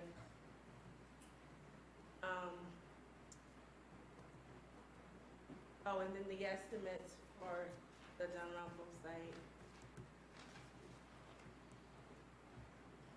Councilmember Reed. I have been assigned the recreation prop. So I have a committee, and we will be meeting next week on recreation, and we will be talking about intergeneration. That's from small kids up to senior citizens, and there's people on the committee, Mrs. Lyons, Larry Williams, Josh Short, other young man, I don't remember his name, and Luann Summers from the Senior Center. But we will be meeting on recreation, and I'm asking anyone who has ideas about things that you would like to see about the recreation department do, to give me a call or leave a message at City Hall or somewhere. If there's something that you would like to be added into the program, or if you have an idea to help us to get participation. I'm hearing that sometimes the kids don't want to participate. So we want to make a recreation program that they will want to participate in, and also all the way up to our seniors. So if you have an idea of something that you would like to see in the recreation department, please let me know. And I'd like that put on next week. I'll give a report to my committee as to what things that we came up with. Okay. City Attorney Harkness. We recently made a change to our marijuana ordinance to comply with the MRTMA that passed in 2018. We also need to make a change to our drug paraphernalia ordinance to allow for what the state has defined as marijuana accessories for persons 21 or older. So basically, it's just a modification of our drug paraphernalia ordinance. Councilmember Spicer. Thank you. I just want to say to Councilwoman Reed, I know that you have a Jack, he's short, but I was wondering, shouldn't it have been Jacques Harris, or maybe you intended for it to be short? Because I know Mr. Harris has appeared here a couple times, he came up to the mic and talked about the things he was doing with the football team. So I don't know if that's what meant, maybe reach out to him to invite him to the meeting, because he has ideas with regard to the recreation department for our children and activities for them. No, Jack Short had talked to me about being on that committee, so that's why I put him on the Jack. Harris, yes. Councilmember Clark. I will be, I've already spoke to the Housing Commission, and I had a date set, but it didn't work out right, so I'll be having my first meeting, and we'll bring an update to form the committee for the grocery store. And you're part of that with me also, so I'll call you once I get that date so we can start on that. And I'll also follow up with the Housing Commission about getting that language out to the residents in the area. Councilmember Brown. Thank you. The Workforce Development Committee will be meeting tomorrow at 6 p.m., so I will provide an update at the next meeting. Okay. And I think we'll have a rental certification report. Okay. Councilmember Brown. I'm not sure if it's in the future agenda item, but I have some residents that contacted me about the street cleaner, and their street wasn't done. My next. Oh, I'll let you do that. And then another issue that was brought to me was like the grass that's growing in the streets. Is there a plan to address that? And that's maybe something. Oh, I can't answer that one. It can be next agenda. I mean, it doesn't have to. Yeah. Okay, thank you. Okay.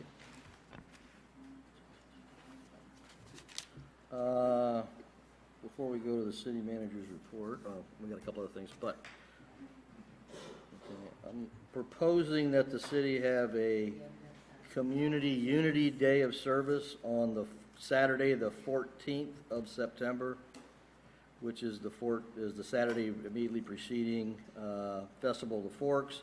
It's also during the around the time frame of the National Day of Service and Remembrance with 9/11.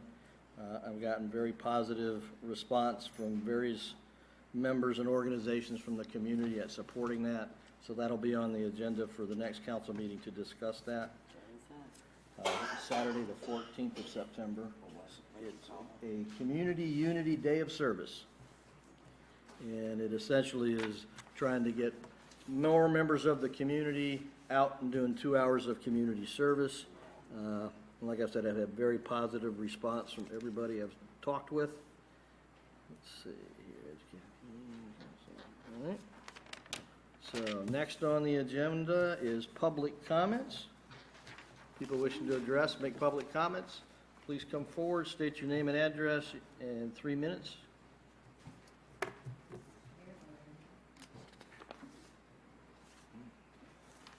Seeing no public comments, city manager's report. Update you on the street sweeping just a little bit. I've asked Director Phillips to actually do a detailed report for you. Hopefully you'll have that sometime in August. We ran into issues that we weren't aware were going to happen. Some of it was the time frames and dumping the sweeper, the amount of what we were collecting off of each street, because there was so much there from so much time being done that those things actually took longer, so we didn't get to every place that we wanted to get to. But he's going to try to get a detailed report as far as the costs, analysis of what we were able to do, what we think we should do in the future, and so forth on that. But it was a good experiment to see where we were at and what we could do. I want to commend the city employees who ran that thing 24 hours a day for a week straight, trying to get all of this done, even though they weren't able to get to every single street in the process of that. They did a tremendous amount of work in that week. I don't know if everybody's noticed yet or not, but the new lawnmower is in that we purchased. It's been out working. I noticed it by my house doing the dog park. It was amazing how much faster that was done compared to what they've done in the past. Not only the amount that you can mow at a time, but the speed that it can actually mow as well really decreases that time, and I think we're going to notice actually having the ability to do a lot other things because of the time frame that we decrease in the amount of mowing that we're doing right now. Street project. The North Street project is obviously underway. It's on track. They're doing all those things that they need to be doing. The Irwin Avenue project, I don't know if this was mentioned at the last meeting as I wasn't here, but that's on track now to start in early August. I don't have an exact start date yet. I believe all the paperwork has been signed. We have a pre-construction meeting next week, and then the week after work should start. Right. And so the first couple weeks of August, sometime in that time frame, that project's going to start. Now, the project has been changed in its scope just a little bit. From Woodlawn west to Finley Drive will be completed this year, and then from Woodlawn to Superior Street will be completed by the end of July of 2020.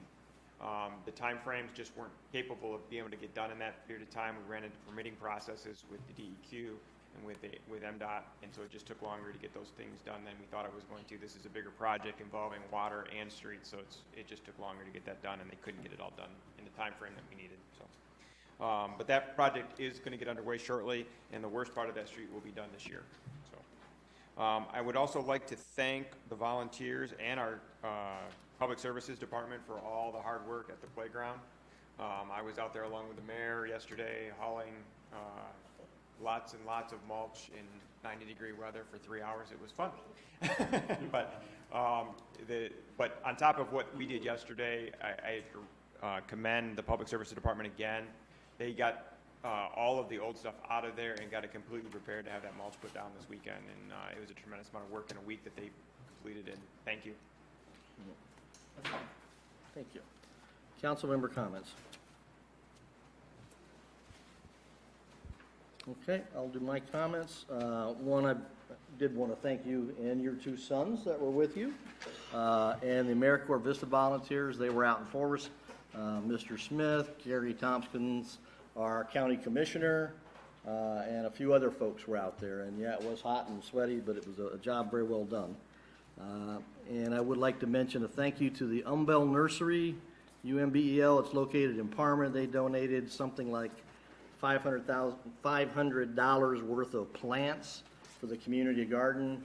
A wide assortment of those, tomato plants, pepper plants, etc. But they donated those, and those went to the community garden here in Albion. Let's see what else. I would remind everybody that there is a Vista Community Picnic in July 28th from 4 to 5:30 in Victory Park. The AmeriCorps Vista volunteers are wrapping up their time here with us, and they've had a tremendous impact, positive impact on our community, and has done a lot of things, lots of projects. The dollar value, I don't remember off the top of my head, but it's well over $2 million, I think, if you count it all up. I believe that's what it is. So we greatly appreciate everything that they've done, and we thank the college for making that happen. One quick thing on the MML search, the announcement concluded on Friday the 12th. There were a total of 19 applications that were received.